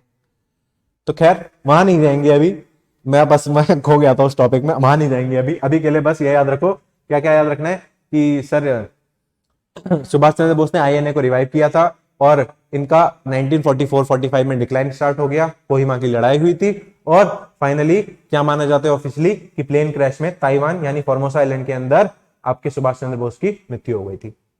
ठीक है, और इनका जो जन्म दिवस आता है कब आता है, 23 जनवरी को आता है, उसको क्या मनाते हैं? पराक्रम दिवस के नाम से मनाते हैं सर। ठीक है, चलें आगे। चलो अब आते हैं सर आईएनए ट्रायल्स पे। जब मैं शुरू में आपको जब मैंने स्लाइड दिखाई तो मैंने आपको बताया था ना कि एक तरफ तो सुभाष चंद्र बोस जी पिक्चर में आए थे जब आईएनए ट्रायल्स चल रहा है, और दूसरे हाथ पे क्या चल रहा है? वो 3 तरीके के प्लान आ रहे हैं। कौन कौन से? राजगोपालाचारी वेवल प्लान और वो लियाकत अली पैक्ट। ठीक है, तो ये वाला पार्ट हो चुका था, अब बस ट्रायल्स बचा है sir, INA trials. INA trials का क्या मतलब होता है? इंडियन नेशनल आर्मी ने जब सरेंडर किया था बैटल ऑफ कोहिमा के बाद, तो भैया जिन्होंने भी ये जो आर्मी के जो लोग हुआ करते थे उन्होंने तो बगावत की है, तो भैया उनके खिलाफ केस होगा। वेवल ये जो लॉर्ड वेवल हुआ करता है, इसको ज्यादा ही चर्बी चढ़ गई कि नहीं मैं इन सबको पनिशमेंट दूंगा। ठीक है जी, पनिशमेंट दूंगा। तो ये जो भी केस चल रहा था आईएनए ट्रायल का, कहां पे चल रहा था? रेड फोर्ट के अंदर, लाल किले के अंदर चल रहा था। ठीक है, इसलिए इसको क्या बोला जाता है? रेड फोर्ट ट्रायल्स भी बोला जाता है इसको। ठीक है सर, तो हुआ क्या? वेवल ने क्या डिसाइड किया कि मैं जितने भी आईएनए के ऑफिशियल्स हैं इनको पनिशमेंट दूंगा कि इन्होंने ब्रिटिश के खिलाफ बगावत कैसे कर दी। ठीक है, तो भैया पहले 3 अक्यूज्ड को पकड़ा गया जो बड़े बड़े ऑफिसर थे जो आईएनए के अंदर थे, इंडियन नेशनल आर्मी के अंदर। कौन कौन? टीके सहगल एक हिंदू हुआ करते थे, शाहनवाज खान एक मुस्लिम हुआ करते थे, और गुरबख्श सिंह ढिल्लोन एक सिख हुआ करते थे। सबसे पहले इन तीनों को पकड़ा कि इन तीनों को पकड़ो और केस चलाओ इनके ऊपर, और इनको क्या बोला कि नहीं अब इनके ऊपर केस चलाओ। ये देख रहे हो शाहनवाज खान कौन है? ये वही आईएनए के ऑफिसर हुआ करते थे जो जब देश आजाद हो गया था तो नेहरू सरकार ने एक कमेटी बनाई थी बोस बाबू की जांच के लिए कि मृत्यु का क्या हिसाब किताब है उनका। तब इन्होंने कहा था कि हाँ प्लेन क्रैश हो चुका है। फिर बाद में कांग्रेस सरकार ने इनको राज्यसभा की एक टिकट भी दी थी। अब वो क्या खेल है वो तो किसी को नहीं पता, था नहीं था उस डिबेट में हमें नहीं जाना। ठीक है, अभी के लिए क्या याद रखना कि भैया इन तीनों को पकड़ लिया, तीनों अलग अलग कम्युनिटी से बिलोंग करते हैं। ठीक है, जब अलग अलग कम्युनिटी से बिलोंग करते हैं ना, तो भैया जनता को गुस्सा आ गया। अब तो रिएक्शन स्टार्टेड फ्रॉम पीपल, जनता को गुस्सा आ गया कि भाई ये इंडियन नेशनल आर्मी वाले तो बहुत ही अच्छे लोग हैं, ये तो भारत देश की आजादी के लिए लड़ रहे हैं, इनको कैसे ट्रायल पर डाल दिया। भैया बहुत ज्यादा इमोशंस बढ़ गए लोगों के, और जहां पे भी इमोशन बढ़ जाते हैं ना तो आप कुछ नहीं कर सकते। बहुत ज्यादा इमोशनल लेवल आ गया लोगों के अंदर कि ये जो आईएनए ट्रायल्स चल रहे हैं, जो रेड फोर्ट ट्रायल्स चल रहे हैं, भैया सब बेकार हैं, सब बेकार हैं। देख रहे हो कांग्रेस और मुस्लिम लीग आपस में साथ में आ गए इस बात पे, कांग्रेस वाले और मुस्लिम लीग वाले साथ में आ गए कि आईएनए ट्रायल्स के खिलाफ बात करनी है हमें। एक साथ आ गए एक प्लेटफॉर्म पे। जब आ गए तो कौन कौन थे? आपके बीबी देसाई, भोला भाई देसाई, टीबी सप्रू, तेज बहादुर सप्रू, जवाहरलाल नेहरू, ये सब कौन बने? जो भी इंडियन नेशनल आर्मी के जो ऑफिसर हुआ करते थे जिनके ऊपर केस चल रहा था, उनका केस लड़ने के लिए पहुंच गए। ये सब के सब defence council of INA, defence council of INA sir. फिर क्या हुआ सर? नवंबर 1945 और फरवरी 1946, 3 महीने के अंदर अंदर भारत देश में बहुत प्रोटेस्ट चला, बहुत रिवोल्ट हुआ, बहुत प्रोटेस्ट चला इन्हीं आईएनए ट्रायल्स के खिलाफ। और इसी का आउटकम क्या निकला? RIN म्यूटिनी, मतलब royal Indian navy mutiny.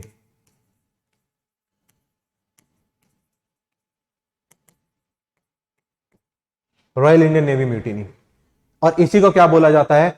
Final nail in the British rule coffin. मतलब अरे वो ताबूत होता है ना जिसके अंदर बॉडी डाल के दफनाया जाता है, उसके ऊपर जो आखिरी कील है, तो हमने उस ताबूत के अंदर अंग्रेज के शासन को, ब्रिटिश रूल को दबा दिया है, और ये जो RIN म्यूटिनी है ये आखिरी कील है।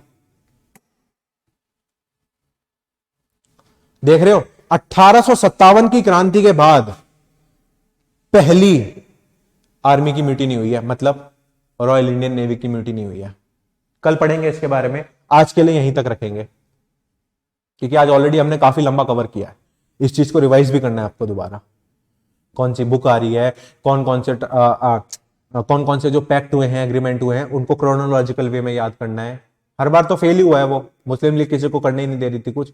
कल हम क्या देखेंगे? कल हम देखेंगे इस रॉयल इंडियन नेवी म्यूटिनी को देखेंगे, इसकी वजह से फाइनली देश होता है आजाद। और पार्टीशन का हम देखेंगे कि भैया पार्टीशन तो करना जरूरी हो गया था क्योंकि कम्युनलिज्म बहुत ज्यादा बढ़ चुका है। मुस्लिम लीग बिल्कुल नहीं मान रही है, किसी भी बात पे राजी नहीं हो रही है। कैबिनेट मिशन प्लान आता है कॉन्स्टिट्यूशन असेंबली बनाने के लिए, वो सबको पढ़ना है हमें। वो हम कब देखेंगे? वो हम कल देखेंगे सर। कल रहेगी हमारी फाइनल क्लास मॉडर्न हिस्ट्री की। ठीक है, मैं वाकई में आशा करता हूं कि आज की क्लास आपको अच्छी लगी होगी। मेरे को प्लीज आप लोग फीडबैक जरूर देना इस पूरे मॉडर्न हिस्ट्री के कोर्स को लेके। जो भी हमने आज तक पढ़ा है, कमेंट में आप लोग फीडबैक मेरे को जरूर बताना, ठीक है।